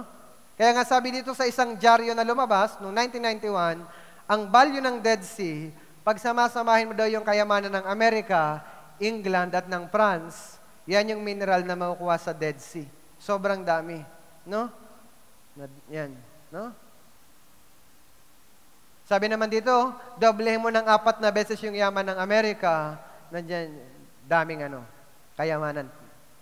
Billions, tons of potassium, chloride, nandyan po sa Dead Sea. Yung lupa natin sa buong mundo pwedeng ma-enrich, no? Nung mga mineral na makukuha dyan sa Dead Sea. No? Ano pa sabi ng Biblia? Tingnan nyo ito. Amos chapter 9, verse 14 and 15. At aking ibabalik ang kapalaran ng aking bayang Israel, at kanilang muling itatayo ang mga wasak na bayan, at titirahan nila iyon, at sila'y magtatanim ng ubasan, at iinom ng alak niyon. Gagawa rin sila ng mga halamanan, at kakain ng bunga ng mga iyon. At aking ilalagay sila sa kanilang lupain, at hindi na sila palalayasin pa sa kanilang lupain, na ibibigay ko sa kanila, sabi ng Panginoon mong Diyos. Ano? Sabi? Hindi na sila palalayasin pa sa kanilang lupain. Nakikita nyo ngayon nagigera yung Israel? Anong kalaban ng Israel? Yung Hezbollah, yung Palestine, Iran. Ginegera sila, di po ba? Pero napaalis po ba sila? Hindi, hanggang hindi na po. Mula na nagkaroon sila ng Independence Day, hanggang ngayon, hindi na po sila napapaalis. Nakalagay sa Biblia, hindi na sila palalayasin pa sa kanilang lupain. Bakit? Yan po ay salita ng Diyos nakalagay na sa Biblia. Kaya anong lesson? No? Ano yung aral na ipinapakita sa atin sa kasaysayan ng bansang Israel? Una, ang Biblia ay totoo. Ang Biblia ay totoo. Kailangan maniwala ka dito. Nandito po yung kaligtasan. Kung hindi ka maniniwalang totoo ang Biblia, hindi mo makakamtan yung tunay na kaligtasang itinuturo ng Biblia. Ano pa? Mayroong Diyos. Ang Diyos ay buhay. Ano pa? Nabubuhay tayo sa katapusan ng panahon. Makinig po kayo. Ulitin ko. Nabubuhay tayo sa katapusan ng panahon. Nagbigay ang Panginoong Yesus ng napakahalagang talinhaga. Papaliwanag ko po sa inyo. Mateo chapter 24 verse 32 kasi may mensahe ito sa atin. Kaya pag-aralan ninyo mula sa puno ng igos ang kanyang talinghaga. Kapag malambot na ang sanga nito at umuusbong na ang mga dahon, alam ninyong malapit na ang tag-araw. Pag sinabing puno ng igos sa English, fig tree, sumisimbolo po yan sa bansang Israel. Ano sabi ng Biblia? Pag-aralan ninyo mula sa puno ng igos. Pag-aralan mo daw yung bansang Israel. Kapag malambot na ang sanga nito at umusbong na ang mga dahon, yung sangat dahon, kapag naging malaya at malakas ng bansa, hindi pa ba nagkakaroon ng Independence Day? May 14, 1948, nagkaroon na po ng Independence Day ang bansang Israel. Sa panahon natin ngayon, hindi pa po ba sila malakas na bansa? Malakas o mahina ang Israel ngayon? Sobrang lakas. Pinapaulan sila ng rocket ng Iran. Tumatama po ba sa kanila lahat ng rocket? Hindi. Nasa hangin pa lang po, nasa itaas pa lang po yung rocket, sinasalubong na ng Iron Dome sa taas. Ano yung Iron Dome? Yan yung technology na Israel lang ang meron. Tayo po, pag pinauna ng rocket ng China, sasaluhin natin, literal. Sila po, kunyari, 100 na rocket, isa lang siguro pwedeng tumama sa kanila. Bakit? Pinapasabog na nila sa taas. May kapatid po ako sa Israel. Sabi ko, hindi ka ba natatakot dyan? May gera. Sabi niya, normal naman dito, kahit naman gera, lahat ng bahay merong sa ilalim daw, anong tawag doon? Bunker. Meron mong bunker. Lahat ng bahay may bunker. Kaya kahit nagagera yung mga Hudyo po, parang normal lang sa kanila. Kaya naisip ko, siguro, dahil dito sa salita. No? Nakalagay sa Bible, hindi na sila paaalisin. No? So anong ibig sabihin? Naging malakas na bansa, naging malaya, anong meron? Summer, malapit na ang tag-araw. Ano yung summer? Jesus' second coming. Ngayon, hinihiling ko, huwag kayong antukin, huwag kayong matulog. Ipapaliwanag ko sa inyo yung Jesus' second coming. Ano po? Pero bago yung Jesus' second coming, dapat malaman nyo yung mga tanda na malapit nang dumating ang Panginoong Jesus. Ano yung mga tanda? No? So, titingnan natin to, yung mga signs na ito na nakalagay sa Biblia. No? Babasahin ko sa Mateo chapter 24 verse 3. Samantalang siya'y nakaupo sa bundok ng mga olibo, lumapit sa kanya ng sarili na ng mga alagad na nagsasabi, sabihin mo sa amin, kailan mangyayari ang mga bagay na ito? At ano ang tanda ng iyong pagdating at ng katapusan ng panahon? Tinanong po si Jesus Christ ng kanyang mga alagad, ano ang tanda ng iyong pagdating? Inilagay sa Biblia yung mga tanda. Walang nakalagay na oras, walang nakalagay na petsa kung kailan darating ang Panginoon. Pero inilagay sa Biblia yung mga tanda na malapit kung kailan siya darating. So pag nakita natin yung tanda, kailangan maghanda. Naintindihan niyo po? Isa sa tanda ay Israel recovery. Nakita niyo na. Katatapos lang, pinaliwanag ko sa inyo. Yung Israel, nag-suffer. Nawasak dahil sa pagsuway. Pero nanumbalik para ipakita ng Diyos ay buhay. Nangyari. Isa pa nga sa mga tanda, magkakaroon ng mga bulaang Kristo. Makakarinig kayo ng mga bali-balita ng mga digmaan. Magkakaroon ng mga lindol, taggutom, o mga sakit, o salot. Ang pag-ibig ng marami ay lalamig. Yung mundo, malulumang gaya ng kasuotan. Iisa-isahin natin ito, pakiusap, nakinig tayong maigi. No? Una, no, itong Israel recovery, pinaliwanag ko na. So dito tayo sa false Christ. Habang papalapit ang Panginoong Jesus, mas maraming magpapakilalang sila ang Jesus. Sila daw ang tunay na Jesus. Basahin ko po, Mateo 24 verse 5. Sapagkat marami ang darating sa aking pangalan na nagsasabi, ako ang Kristo at ililigaw nila ang marami. Tingnan natin sa ibang bansa. No? Marami ang darating sa aking pangalan na nagsasabi, ako ang Kristo. Bakit merong mga Kristo daw na darating? Anong trabaho nila? Ililigaw nila ang marami. Tingnan natin. Ito, false Christ. No? Marami ba talagang huwad na Kristo? Iba-iba. May Jesus of Korea. May Jesus of Russia. May Jesus of Texas. May Jesus of Australia. May Jesus of Puerto Rican. Sa Pilipinas, meron ding Jesus.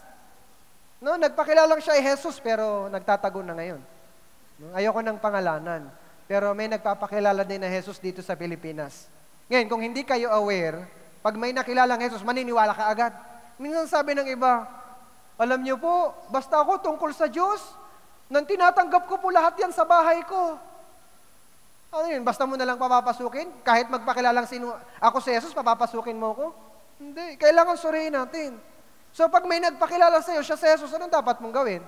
Sabi ng Biblia, at kung may sino mo magsabi sa inyo, masdan ninyo, narito ang Kristo o nariyan siya, huwag ninyong paniwalaan. Huwag ka basta maniwala. Huwag kang maniwala. Bakit? Tanda lang yan na malapit nang dumating ang Panginoong Jesus. At yung nangyayaring iyan ay nakalagay na sa Biblia. Ngayon, kung hindi mo alam ang Biblia, lahat ng papasok sa bahay mong Jesus, tatanggapin mo na lang. Pero kung alam ang Biblia, hindi. No? Hindi yan totoo. False prophet yan. No? Ano pa? Mga tanda, makakarinig kayo ng digmaan at bali-balita ng mga digmaan. Sabi ng Biblia, at makakarinig kayo ng mga digmaan at ng mga bali-balita ng mga digmaan. Mag-ingat kayo na huwag kayong mangamba. Sapagkat kailangan mangyari ito, subalit hindi pa ito ang wakas. Tanda yan. Kayo mismo makapagsabi. No? Ngayon, nagigera Ukraine and Russia. Dati, nagigera na talaga sila.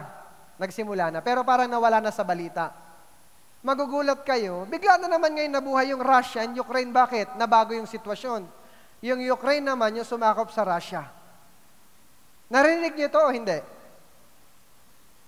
Narinig niyo o hindi? Nakikita natin, no?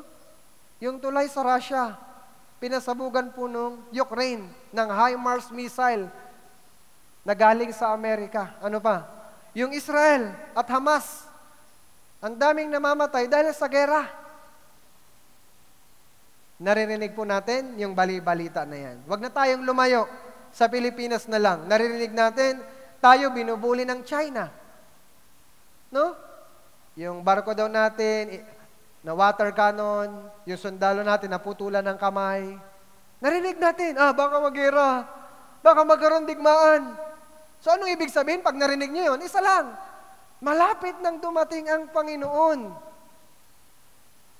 Kung malapit nang dumating ang Panginoon, huwag mo nang sayangin yung pagkakataon. Makinig kang maigi, magkaroon ng puso, malaman yung kaligtasan.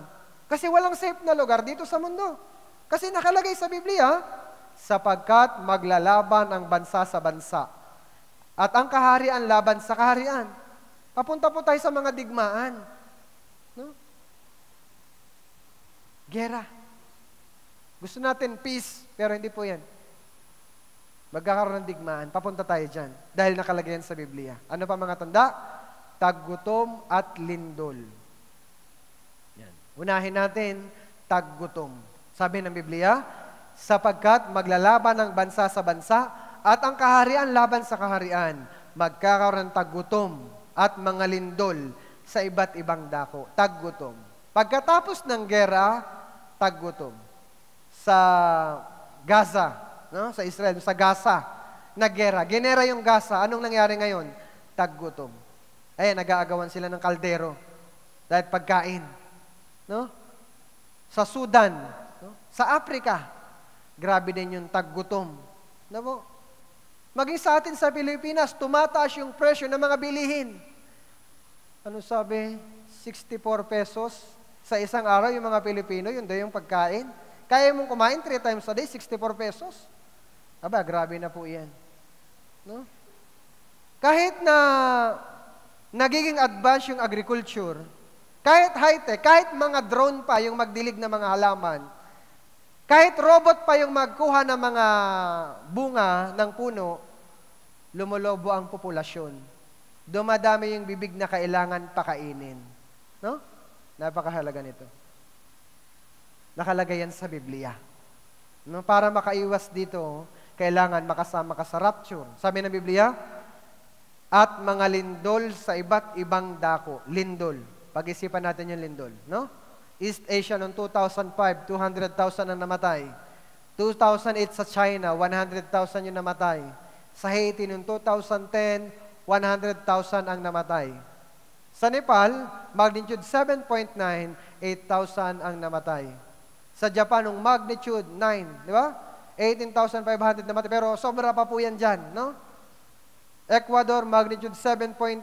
Turkey, magnitude 7.0 noong 2020.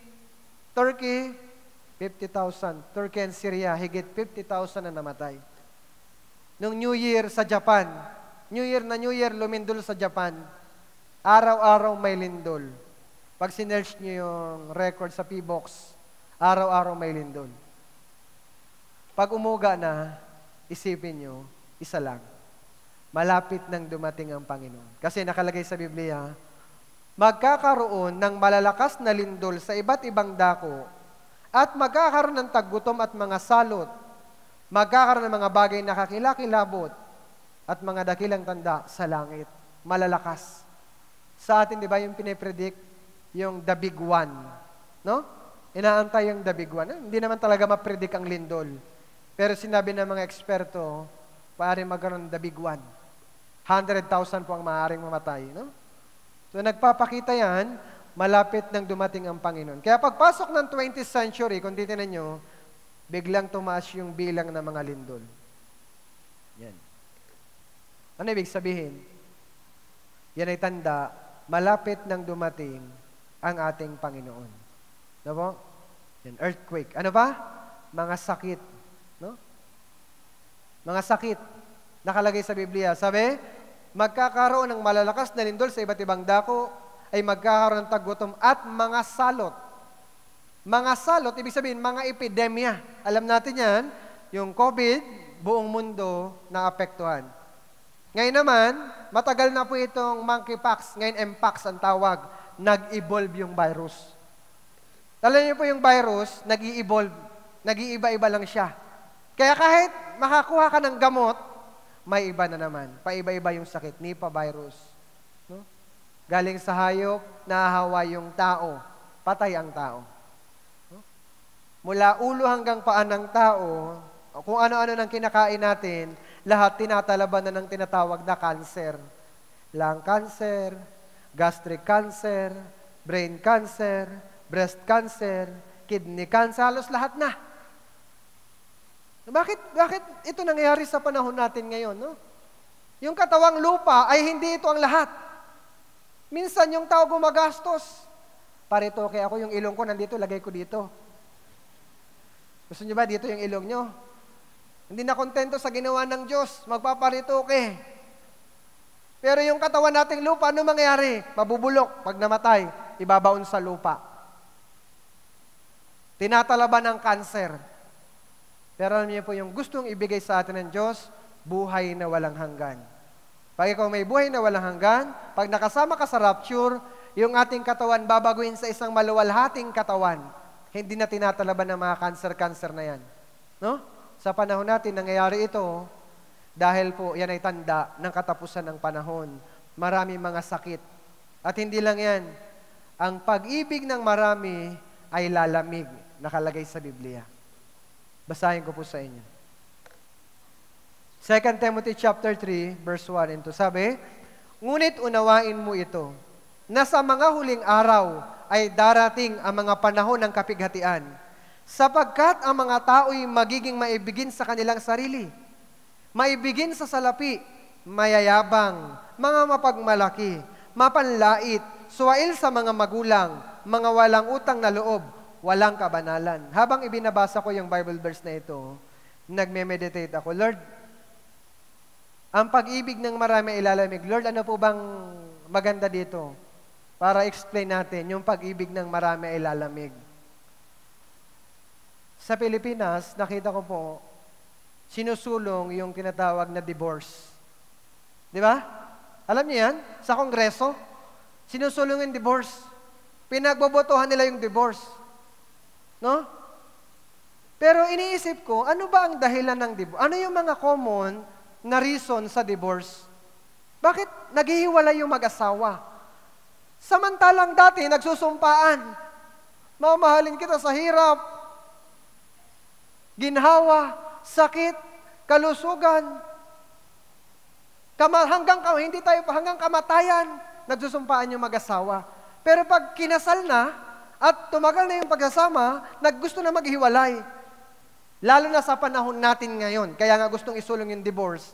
Bakit maraming mag-asawa ang gusto maghiwalay? Pero anong dahilan? Simple lang. Ang pag-ibig ng marami ilalamig. Isa dyan. Dahil malamig na, inaabuso na yung asawa. Pag malamig na ang pag-ibig, maaaring maging sanhi ng pang-aabuso. Ano pa? Infidelity. Ano yun? Pagtataksil. Ano pa? Mga financial issues, sabi, maibigin sa salapi. Pera na ang isip ng tao. Minsan, pag wala pa yung sweldo, sabi nung asawang babae, mainit ang ulo. Hindi kita magluluto! Pero pag malapit ng sweldo, honey, gusto mong kape? Isa po yan sa nakakalungkot na katotohanan sa panahon natin ngayon. Nagsasama ba ang mag-asawa dahil lang sa pera? Hindi po. Pero ngayon ang isip na, pera. Minsan nga yung mga dalaga ngayon, sabi nila, mag-aasawa ako, yung kaya na ako, may pera. Dati ang hinahanap ng mga kabataan, itsura, pag gwapo, okay na. Sa panahon daw ngayon, hindi na. Kahit hindi ka gwapo, basta mapera ka, okay ka na. Bakit? Financial issue. No? Ano ba? Lack of intimacy. No? Yung, hindi na sila palagay sa loob nila sa isa't isa. Bakit? Nanlamig na yung pag-ibig. Yan po yung nangyayari sa panahon natin ngayon. Kaya nga, balita, lalaki arestado dahil sa kasong pagpatay sa sariling ina. Pwede ba yun? Nanay mo, patayin mo? Ano? Pera, ugat ng away ng biktima at suspect ayon sa kanilang mga kamag-anak. Pera ang dahilan, pinatay yung magulang. Ito din po yung magtita, galing Japan, umuwing Pilipinas, pinagpapatay din nilibing sa bakuran nila. Sino nagpatay? Yung kapatid ng babae. Kamag-anak nilang pumatay. Bakit? Pag uwi galing Japan, umuwing Pilipinas, milyong pera ang dala. Imagine niyo yung nangyayari sa panahon natin. Nabubuhay tayo kung saan sagad na ang kasalanan ng sangkatauhan. Yung kasalanan ng panahon ni Noe, sukdulan na din sa panahon natin ngayon. Mas malala pa po. Minsan lalaki sa lalaki, babae sa babae, nagpapakasal. Tinatanggap naman. Hindi po ito ayon sa Biblia. Ano? Ang pag-ibig ng marami ay lalamig. Ano pa? Yung mundo lumang-luma na, tandaan niyo po. Wala nang pag-asa dito sa mundo. Sabi niyo, Pastor, nakakatakot naman yung itinuturo niyo. Kasi sa church namin, blessing. God will bless you. God will heal you. Palalagoy ng Diyos yung negosyo mo. Payayamanin ka ng Diyos. Gusto mo material blessing. Hindi po yan ang lahat. Kahit blessed ka financially, hindi pa yan matatawag na tunay na blessing. Kung wala kang eternal life sa buhay mo, kahit maayos ang buhay mo dito sa mundo, kung susunugin ka naman sa impyerno, wala ding silbi. Kaya bago mo hangarin yung material blessing, unahin mo muna yung spiritual blessing. Hindi ko sinasabing masama ang pera. Kailangan ng pera. Pero bago yan, kailangan maligtas ka muna. Kasi lahat naluluma. Yung cellphone naluluma. Yung damit naluluma. Lahat naluluma. Yung mundo natin naluluma, sabi ng Biblia. Subalit, sila'y mapaparam. Subalit ikaw ay mananatili. At silang lahat ay malulumang gaya ng kasuotan.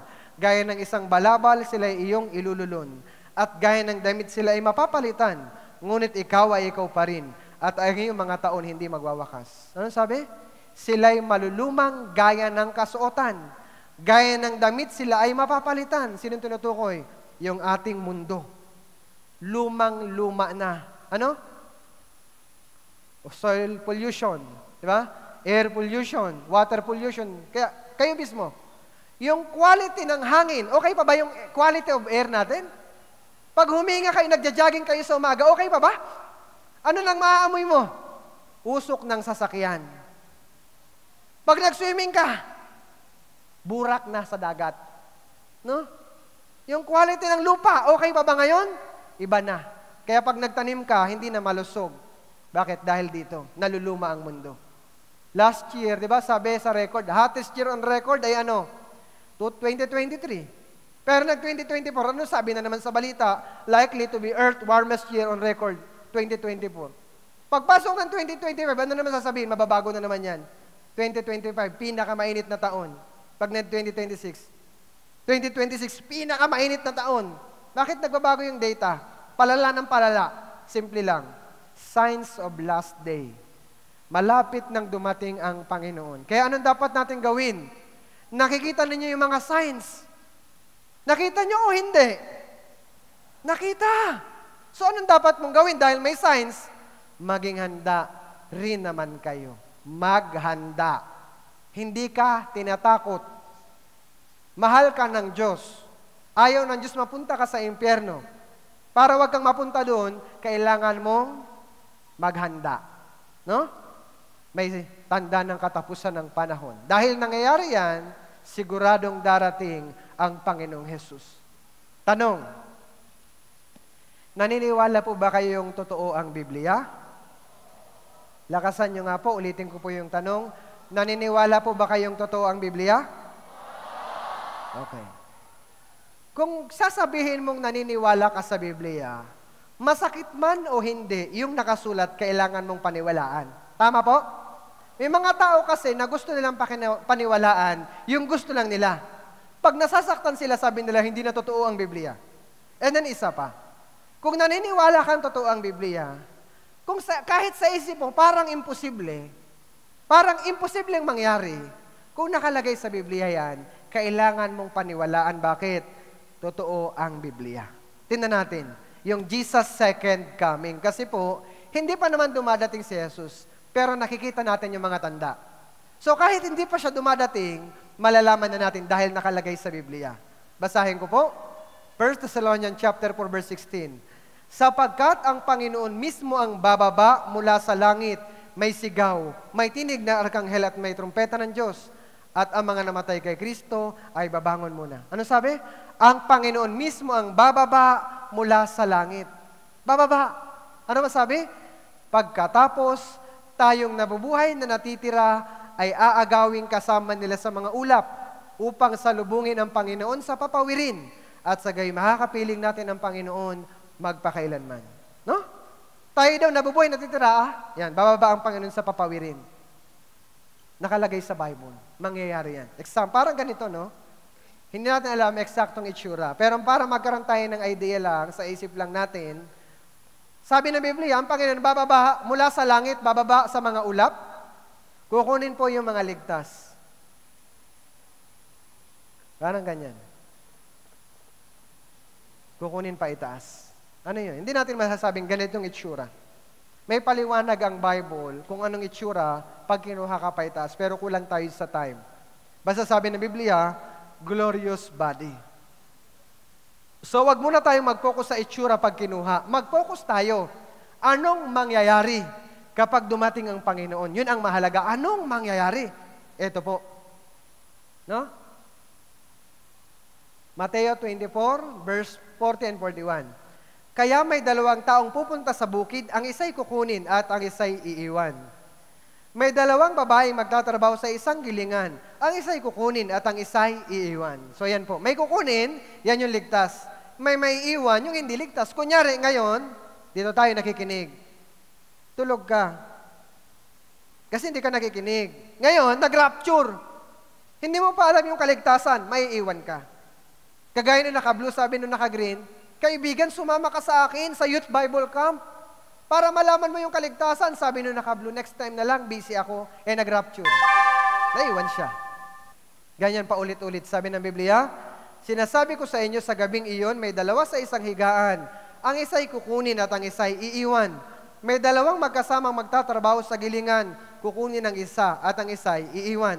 Pupunta sa bukid ang 2 lalaki. ang isa'y kukunin at ang isa'y iiwan. Yan po yung mangyayari. Magkasama, nag-rapture, may naiwan. Nakalagay po yan sa Biblia at dahil nakalagay, yan po ay mangyayari. No?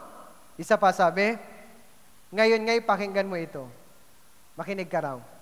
Ikaw na namumuhay sa mga kalayawan, na tumatahang tiwasay na nagsasabi sa kanyang puso, ako nga at walang iba liban sa akin. Hindi ako uupong gaya ng babaeng balo, o mararanasan man ang pagkawala ng mga anak. Ngunit ang dalawang bagay na ito'y darating sa iyo sa isang sandali. Bigla. Ano yun? Sa isang araw, ang pagkawala ng mga anak at pagkabalo ay buong-buong darating sa iyo sa kabila ng iyong maraming pangkukulam at sa malaking kapangyarihan ng iyong panggagayuma. Ano yun? Sa isang araw na daw, pagkawala ng mga anak. Ano ba? Pagkabalo ng buong darating sa iyo. Pagkabalo. Bakit? Pag ligtas yung asawa mo, ikaw hindi ligtas, maiiwan ka. May ligtas, kukunin. Pag hindi ligtas, maiiwan. Parang ganito. Kung ito yung sitwasyon natin ngayon, no? Pag nag-rapture po, ganito mangyayari, may maiiwan. Kunyari, imagine, lumilipad ang eroplano. Nag-rapture. Yung piloto ng eroplano, ligtas. Imagine yun, biglang nag-rapture, nawala. Ano mangyayari sa eroplano? Magkakaroon po ng kaguluhan, no? Parang ganito, panoorin natin ito, may gumawa ng pelikula tungkol sa rapture. So, tingnan natin para magkaroon tayo ng idea. Somebody's getting sleepy. Sorry?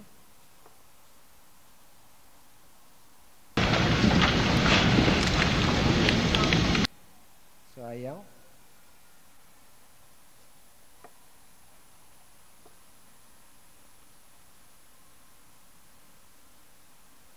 Sleepy. So, ayaw magpakita ng rapture. So, sige, lampasan natin siya. Huwag na natin ipakita yung rapture. So, anyway, kahit hindi ko ipakita sa inyo yung video, isipin nyo po, no? So, pag-isipan natin, kapag nag-rapture, may iwan ka. No? And then, pag-isipan mo, paano kung mag-rapture ngayon, makakasama ka ba? Ano ang iyong katiyakan na sigurado ka makakasama ka sa rapture? Kasi pag hindi ka po ligtas, maiiwan ka dito sa mundo. Mari sa isip mo, hindi. Imposible. Paano ako aakyat pa itaas? Imposible. Sa isip natin, imposible. Pero yan po ay nakalagay sa Biblia. Walang imposible sa Biblia. Maniwala ka sa hindi, nakalagay po yan. Maniwala ka sa hindi, mangyayari at mangyayari yan. May pagbabago. Pag nag-rapture, babaguhin yung ating katawan sa isang maluwalhating katawan. Nagbigay ang Diyos ng example sa paligid. Imagine niyo yung caterpillar. Yung uod. Kahit sa uod, masarap yung dahon na pagkain sa kanya, darating ang time, magbabago siya. Magiging siyang isang ganap na paro-paro. Yung itlog, hindi pa yan ang lahat sa kanya. Magiging siyang isang ganap na sisiw. May pagbabago. Ipinakita ng Diyos sa paligid natin. Ganon din tayo. No? Darating ang time pag dumating ang Panginoon, babaguhin yung ating katawan sa isang maluwalhating katawan. Kaya kung titignan natin, tingnan niyo po maigi, no? Yung timeline ng human history ayon sa Biblia, ito po. Mula kay Adan hanggang kay Abraham, ang tawag Age of Conscience. Nung panahon po ni Noe, nagkaroon tinatawag na water judgment. Yan. No? And then mula kay Abraham, hanggang sa pag dumating si Jesus Christ, 2,000 years ago, age of the elect or law. Nabubuhay ang tao sa kautusan. Ibinigay yung 10 utos doon sa mga Hudyo. No? Pero and then si Jesus Christ dumating. Tinanggihan nila. Pagdating ni Jesus Christ, hanggang sa rapture, ang tawag dyan, age of Gentiles or grace. Para maligtas ka, kailangan maligtas ka na bago pa mag-rapture. Eto tayo dito, age of Gentiles or grace, no? Pag naiwan ka sa rapture, magkakaroon ng 7 years tribulation, 7 taong kapighatian dito sa mundo, no? And then pagkatapos ng 7 years tribulation, sa uling bahagi, meron po yan tinatawag na fire judgment. Yan ay yung nuclear war, no? And then, millennial kingdom. Mahirap pa yung millennial kingdom na yan. Dito tayo sa Jesus' first coming, kasi tapos na ito. Dumating na si Jesus, tinanggihan ng mga Hudyo. Namatay siya sa krus. Ano po? Pero sabi niya, pagkamatay niya po, muli siyang umakyat sa langit. Nabuhay siya, and then umakyat sa langit. Sabi niya sa Biblia, muli siyang darating. Nagbigay siya ng mga tanda. Ano yun? Yung Hudyo, suffering. Pero, na-restore. Ikinalat sila, pinagpapatay, pero nabuo bilang isang bansa. Nagbigay ng mga signs. Ano yung signs? Tagutom, lindol, gera, mga sakit. Ang pag-ibig ng marami ay lalamig. Nakikita natin yan sa panahon natin ngayon. Ano mangyayari? Jesus' second coming saan? Sa papawirin, sa itaas, sa ulap. No? Kukunin niya yung mga ligtas, ang tawag dyan, rapture. Ngayon, ano mangyayari kung natulog ka lang ngayon? Kunyari, ipagpalagay natin, nabigyan ka ng chance ni God. Pero natulog ka lang sa youth Bible camp, hindi ka talaga nakinig. Hindi ka interesado, gusto mo nang umuwi. Pinalampas mo yung pagkakataon. Papasok ka sa tinatawag na 7 years tribulation. Ito yan. Yung 7 taon, mahati sa 2. Ano po? Yung unang 3 taon, sa mundo, magkakaroon tinatawag na false peace, one world government. Isa na lang ang mamumuno sa mundo. Wala nang mga presidente aalisin yan. And then, magkakaroon po ng tinatawag na 666. Yung mga maiiwan sa rapture, lalagyan ng tatak na 666 sa kanilang kanang kamay o noo. Numero yan ng demonyo. Dahil naiwan ka, under Satan ka na. Ano mangyayari? Pagkatapos niyan, Armageddon. Ano yung Armageddon? Huling digmaan. No? And then Jesus' second coming on the earth, magkakaroon ng millennial kingdom. Pag-isipan natin to. No? Yun tinatawag na 666. Antichrist. Nakalagay yan sa Biblia. May darating na Antichrist. No? Numero ng demonyo 666. Sa Apocalypse, sabi, 13 verse 4 and 5, ang mga tao'y sumamba sa dragon. No? Sapagkat ibinigay niya ang kanyang kapangyarihan sa halimaw at sinamba nila ang halimaw na sinasabi, sino ang katulad ng halimaw at sino makakalaban dito? Ang halimaw ay binigyan ng isang bibig na magsasalita ng mga palalong bagay at ng mga kalapastanganan at pahintulutan siyang gumamit ng kapangyarihan sa loob ng 42 buwan. Ilan yung 42 buwan? 3.5 years. Kasi yung 7 years natin sa 2, tig 3.5. Ano yun? Ang tao'y sumamba sa dragon. Anong ibig sabihin ng dragon? Siya po yung demonyo, si Satan. Sapagkat ibinigay niya ang kanyang kapangyarihan sa halimaw. Sino yung halimaw? Isang tao na isang leader dito sa mundo. Maaaring masasabi natin, maaaring political leader. Isang politiko, maaari, na ma-impluensyang tao, na gamitin ng demonyo, no? Bibigyan siya ng kapangyarihan. Lapastanganin yung pangalan ng Diyos sa loob ng 3.5 years. Andan na mangyayari? Lahat ng taong maiiwan sa rapture, sasamba sa kanya. Sabi, kanyang ginagamit ang buong kapangyarihan ng unang halimaw na nasa kanyang paningin at pinasasamba niya ang lupa at ang mga naninirahan dito sa unang halimaw na ang sugat na ikinamatay ay gumaling na. Ito'y gumagawa ng mga dakilang tanda, pati ng pagpapababa sa apoy sa lupa mula sa langit sa paningin ng mga tao. Kaya niya, yung apoy sa langit, kaya niya magpababa. Tuwang-tuwa yung mga tao, yeah! Sasamba ka sa kanya pag naiwan ka. No, dito. Lahat, mayaman, mahirap lahat, tatanggap nung tanda. Sabi ng Biblia, ang lahat, ang hamak at ang dakila, ang mga malaya at mga alipin, ay pinlalagyan ito ng isang tanda sa kanilang kanang kamay o sa noo. Pagpugot ang ulo, walang ligtas. Pagputol ang kamay, walang ligtas. Ano? Pagpugot ang ulo, wala namang nabubuhay na pugot ang ulo. No? Walang ligtas ang putol lang. Mayroon, putol ang kamay. Sa noo ilalagay. Para saan yung tanda? Nakalagay din sa Biblia. Anong purpose ng tanda? Para saan? Bakit may tanda? Sabi, upang walang sinong makabili o makapagbili, maliban ang may tanda. Sa makatuwid ang pangalan ng halimaw o ng bilang ng pangalan nito. Kailangan dito ang karunungan. Ang may pangunawa ay bilangin ang bilang ng halimaw, sapagkat ito'y bilang ng isang tao. Ang bilang nito ay 666.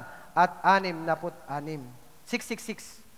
Anong purpose ng 666? Sabi, walang sino mang makabili o makapagbili maliban ang may tanda. Kung wala kang tanda, Kung wala ka ng 666, hindi ka pwedeng bumili o makapagbili. Naisulat yan, matagal ng panahon.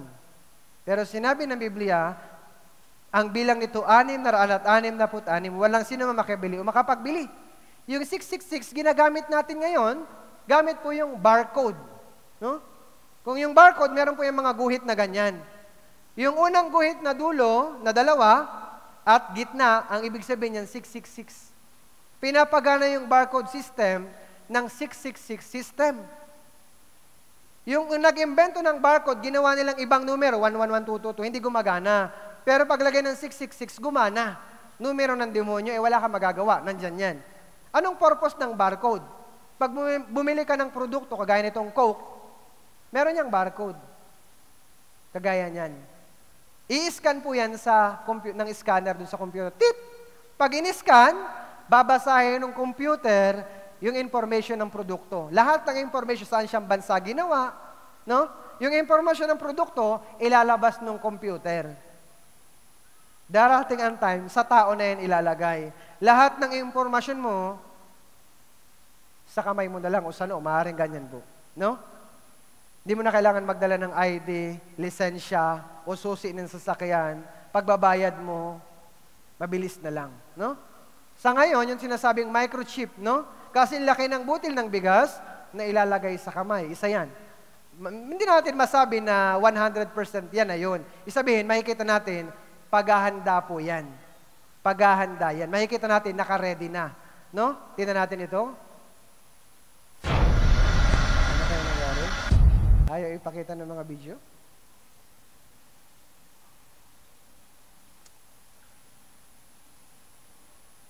It's okay? So imagine niyo yung microchip, may GPS. Nakalagay sa katawan mo. Pag may GPS, malulukit ka kahit saan ka pumunta. No? So madali na lang i-control ang tao sa panahon natin. Madali maghanap ng tao. Facebook, may account ka, madali kang mahanap. Lahat ng binibili mo, madaling malaman. Pag gumagamit ka ng mobile banking, lahat ng transaction mo naka-record.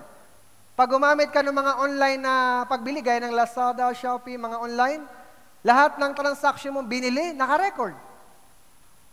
Pag pumunta ka sa gobyerno, gumawa ka ng national ID, yung mata, fingerprints, lahat naka-record na. Hindi na imposible. Madali na pong kontrolin, maghanap ng tao. Darating ang time, si Antichrist, madali niya makokontrol lahat ng tao. No? Kaya nga anong mangyayari kapag meron kang 666 o may tanda ka galing nun, marka, nung tanda na galing sa numero ng demonyo. Ano sabi? Sabi ng Biblia, sabi dito, Revelation chapter 14 verse 11, at ang usok ng hirap nila ay papailan lang magpakailanman. At sila'y walang kapahingahan araw at gabi, silang mga sumamba sa halimaw at sa larawan nito, at sino mang tumanggap ng tanda ng kanyang pangalan. Pag naiwan ka po sa rapture, no choice ka, magpapalagay ka ng tanda. Pag meron nun, anong sabi? Ang usok ng hirap nila, papailan lang magpakailanman. Sino mang tumanggap ng tanda ng kanyang pangalan. Ano yun? Impyerno. Nuclear, mararanasan mo yung nuclear war. At hindi lang yun, impyerno. No? Kaya para makaiwas dito, anong kailangan natin? Maligtas. No? Kasi darating po yan, nakaredy na yan sa panahon natin ngayon. And then anong mangyari? Armageddon. Huling digmaan. No? Nakalagay na rin sa Biblia, saan mangyayari yung huling digmaan? Yung eksakto na lugar. Sabi, Revelation chapter 16 verse 16, at sila'y tinipon nila sa lugar na sa Hebreo ay tinatawag na Armageddon. Ito po yon, yung Armageddon. So, Megiddo or Armageddon, parehas lang yan. No? Sabi dyan, dito mangyayari yung huling digmaan. Sa lugar na yan, pag pumunta kayo, nakalagay yung plate na to, may plaka. Nakalagay sa plaka, Megiddo. Armageddon, ano? Kung saan yung huling digmaan, dito po mangyayari sa katapusan ng panahon. Anong klaseng digmaan? Panaan? Hindi. Anong klase yung mga armas pandigma yung gagamitin dito. Tingnan niyo po nakalagay sa Biblia. At sa pamagitan ng 3 salot na ito, ay pinatay ang 2 bahagi ng mga tao sa pamamagitan ng apoy at ng usok at ng asupre na lumalabas sa kanilang mga bibig. Binanggit po yung 3 bagay. Apoy at ng usok at ng asupre. Ano yun? Ito po yung pag sumabog yung nuclear bomb. Alam niyo yung bomba? Atomic bomb, nuclear bomb. Pag sumabog yung bomba, may kasama yan na apoy, usok, asupre. Nakalagay na sa Bible. Hindi naman ginamit yung salitang nuclear bomb, pero yung may binanggit na apoy, usok, at asupre. At pinatay 2 bahagi ng tao. Ano yun? Napakaraming tao kayang patayin sa loob ng isang iglap. Ito example, atomic bomb na na-detonate doon sa Nagasaki at sa Hiroshima. No? Ilang ano to yun? Gaano kalakas yun? No? Halos 70,000 yung sa initial blast pa lang po, 70,000 na namatay. Radiation effect, sobrang init. Nasa 15 kiloton na yan po ang atomic bomb na yan. Pero yung mga nuclear weapon natin ngayon, 1,000 kilotons. Ganyan po katindi, 1,000 kiloton. No? Gaano kalakas? Pag pinasabog po yung Batangas, pati Manila kasama. Sa diameter yung bilog. Hanggang Quezon City, lahat po yan, wasak. Quezon, wasak po yan. No? Nakalagay na po yan sa Biblia. Kaya walang safe na lugar dito. Makakita kayo ng mga magagandang lugar, pwede ka pang mamasyal. Pero yung safe na lugar, kung saan pwede kang mabuhay magpakailanman, wala. Papunta tayo sa pagkawasak. At sinabi ng Biblia, tingnan ninyo,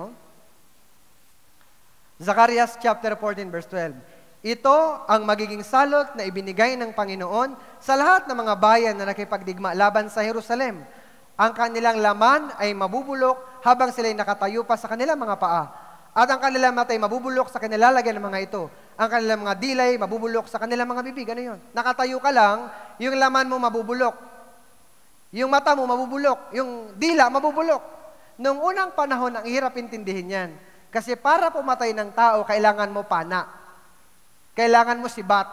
Pero eto po, nakatayo ka lang, mabubulok. Laman. And then yung mata mabubulok. Ano yun? Yan po nilutukoy dyan, radiation. Kapag sumabog yung nuclear bomb at na-expose ka sa radiation, matutunaw ka. Malulusaw yung laman mo. Panoorin niyo yung dokumentaryo dun sa Nagasaki at sa Hiroshima. Yung mga Hapon na na-expose, yung mga eyeball nila nalalaglag sa lupa, nalulusaw yung katawan nila. No? Nakalagay na po sa Biblia. Ano pa nakalagay sa Biblia? Tingnan natin. No? Kung saan papunta ang mundo.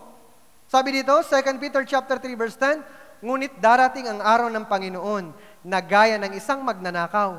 At ang kalangitan ay maglalaho, kasabay ng malakas na ingay.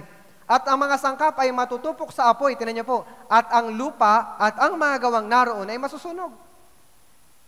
Naniniwala kayo sa Biblia, sabi ninyo, sabi niyo, ang lupa, yung lupa, at gawang naroon ay masusunog. Mawawala lahat ng pinagpapaguran mo. Sasakyan, siguro mayroon dito nangangarap, sana magkasasakyan ako. Gusto ko naman 4 wheels. Sana makapagpatayo ako ng magandang bahay. Sana makapag-ipon ako ng malaking pera. Mag-i-invest ako sa gold. Mataas ang benta ng gold. Opo, sabi ko nga sa inyo, hindi masamang magkaroon ng bahay, ng sasakyan, at ng pera. Hindi yan masama. Ang masama, kung yan na lang ang uunahin mo, pero hindi ka ligtas.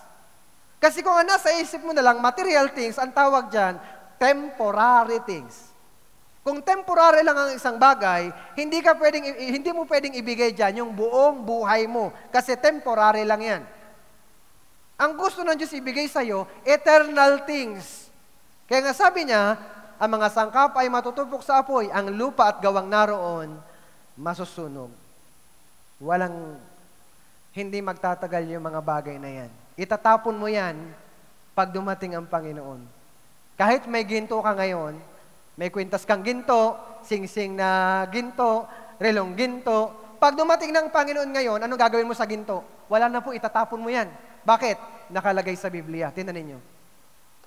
Ezekiel chapter 7, verse 19, kanilang ihahagis ang kanilang pilak sa mga langsangan, at ang kanilang ginto ay magiging parang isang maruming bagay.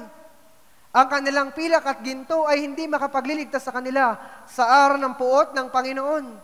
Hindi nila mapapawi ang kanilang pagkagutom o mabubusog man ang kanilang mga tiyan, sapagkat iyon ay katitisuran ng kanilang kasamaan. Ibig sabihin po, walang silbi yung material things. Itatapon mo yan pagdating ng Panginoon. Kasi pag dumating na ang Panginoon, isa lang ang papasok sa isip mo. Sana maligtas ako pag naiwan ka. Paano ako maliligtas?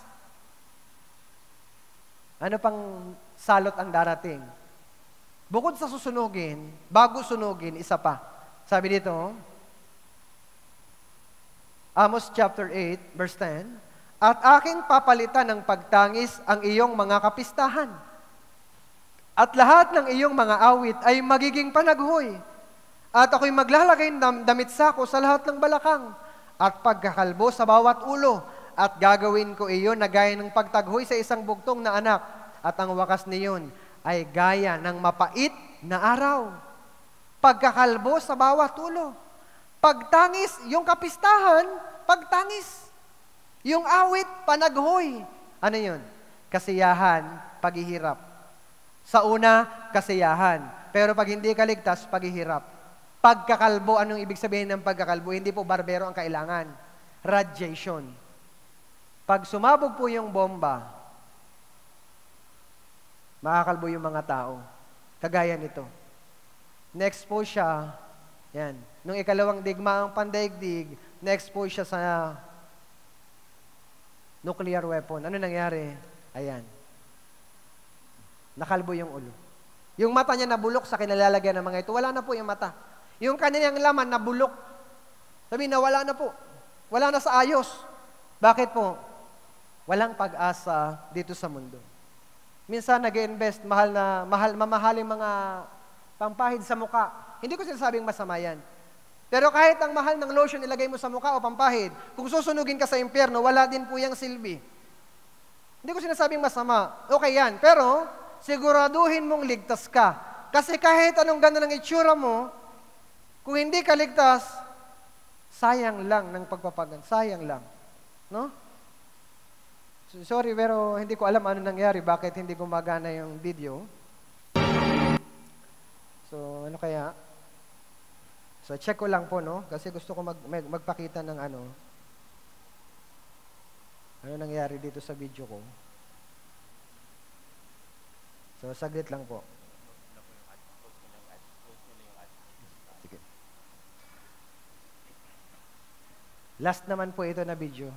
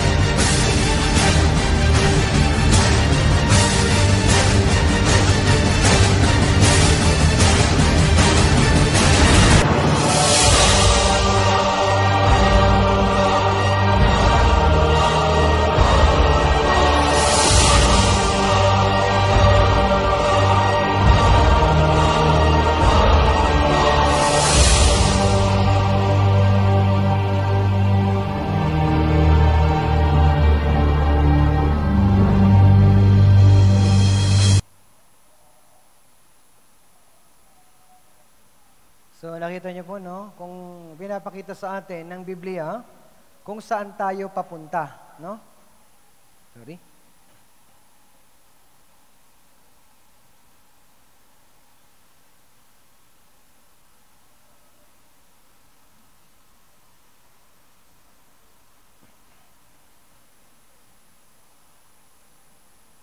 So kaya, tingnan natin, no? Sa Mateo chapter 24, verse 44, kaya maging handa rin naman kayo, sapagkat ang anak ng tao ay darating sa oras na hindi ninyo inaasahan.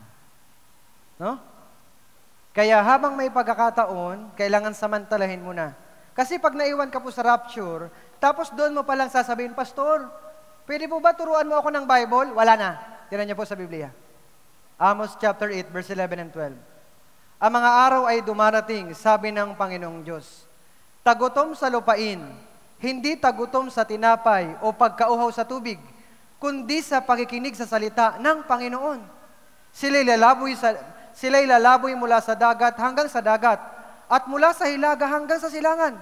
Sila'y tatakbo ng paruot parito upang hanapin ang salita ng Panginoon, at hindi nila ito matatagpuan. Ngayon, nagmamakaawa ako sa inyo.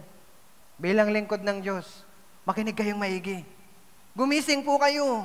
Huwag kayong matulog bawat session. Tapusin nyo ito, huwag muna kayong umuwi. Pero tandaan nyo, kapag nag-rapture at naiwan kayo, at saka nyo hahanapin ako na magtuturo sa inyo, ang sabi ng Biblia, hindi ninyo matatagpuan. Bakit? Hindi unlimited yung chance. Matatapos din. Pag dumating na ang Panginoon, wala na pong Bible study. Tapos na ito. Ano po? Kaya kung titignan natin, yung pinag-aralan natin, tinan niyo po sa screen, suffering ng Israel, restoration, signs of last day, Jesus' second coming, 666, Antichrist, Armageddon. So sagutin niyo po ako, no? Medyo lakasan natin. Suffering of Israel, nangyari o hindi? Nangyari. Restoration of Israel, nangyari o hindi? Nangyari. Signs of last day, nangyayari o hindi? Nangyayari. Jesus' second coming, hindi pa nangyayari. Pero dahil nangyayari yung signs, yung Jesus' second coming ay mangyayari. Yung 666, mangyayari. Yung Armageddon, mangyayari. So anong ibig sabihin nito? Isa lang. Yung Biblia ay totoo. And then, kung totoo ang Biblia at mayroong Diyos, anong dapat mong gawin? Kailangan mong maligtas. Bakit po kailangan mong maligtas ngayon na? Bakit hindi pwedeng bukas, next week? Bakit ngayon na? May alarm clock ang God. Yan yung Israel. Sabi ng Biblia, gayon din naman kayo. Kapag nakita ninyo ang lahat ng mga bagay na ito, alam niyo siya'y malapit na, nasa mga pintuan na. Katotohanan sinasabi ko sa inyo, hindi lilipas ang lahing ito hanggang sa maganap ang lahat ng mga bagay na ito. Kapag nakita ninyo ang lahat ng mga bagay na ito, ano yung mga ito? Mga tanda ng katapusan ng panahon. Restoration of Israel. Anong ibig sabihin? Alam ninyong siya'y malapit na. Ano yung malapit? Nasa mga pintuan na. Yung Diyos malapit na. Naglalagay po kayo ng alarm clock sa bahay nyo? Yung mga pumapasok sa trabaho, pumapasok sa school, naglalagay ng alarm. Pag may alarm, tumunog, tititit, tititit, tititit, gising. Para makapaganda. Di ba? May alarm clock, yung Israel. Nakikita natin yung oras ng Diyos, yung Israel na restore, malakas ng bansa ngayon. Ano kailangan natin? Dahil nakikita natin yung alarm clock ng God, nangyayari yung Israel, kailangan makinig kang maigi sa salita ng Diyos. Kaya iiwan ko po sa inyo na Bible verse ito. No? Maging matalino, maghanda. Kawikaan 22 verse 3, last verse natin. Ang matalinong tao ay nakakita ng panganib at nagkukubli siya. Ngunit nagpapatuloy ang walang muwang at siya'y nagdurusa. Maging matalino ka. Kung alam mong hindi ka pa sigurado sa kaligtasan, tapusin mo yung Youth Bible Camp na ito na may pusong gustong maligtas. And I'm sure tutulungan ka ng Diyos na maintindihan yung bawat session na pag-aaralan natin. Lalo na po yung susunod pagkatapos nito, pinakamahalaga. Kaya makinig po kayo. Ano po, tayo pong lahat ay muko at tayo ay manalangin. Ama naming banal na dakila at makapangyarihan sa lahat, salamat po sa oras na ito na ipinagkaloob mo. Napakinggan po namin ang iyong banal na salita. Ipinakita mo po sa amin sa umagang ito ang mga tanda ng katapusan ng panahon. At ang mga patunay na ang Biblia ay totoo sa pamamagitan katuparan ng mga propesiya. Nalalaman po namin na kami po ay nabubuhay sa katapusan ng panahon. Hiniling ko po na mahabag ka po sa mga kabataang narito na naimbitahan sa Youth Bible Camp upang makinig. Nawa, Lord, ay buksan mo po ang kanilang puso, magkaroon po sila ng mapagpakumbabang puso sa harapan ng iyong banal na salita na may pusong nagnanais maligtas at kumilos ka po sa kanila hanggang sa matapos ang Youth Bible Camp na ito, magkaroon po sila ng tunay na kaligtasan. Hinihiling ko din po na gabayin mo rin ang aming mga kapatid na nagsasakripisyo sa lahat ng ministry, Panginoon. Bigyan mo po sila ng patuloy na kalakasang pisikal, kalakasang espiritual na habang ginagawa ang gawain, ay punong-puno ng kagalakan nagmumula sa iyo. Salamat po, Panginoon, sa iyo pong papuri at pasalamat. Ito pong aming dalangin sa pangalan ng aming Panginoong Jesus na tagapagligtas. Amen. Maraming salamat po.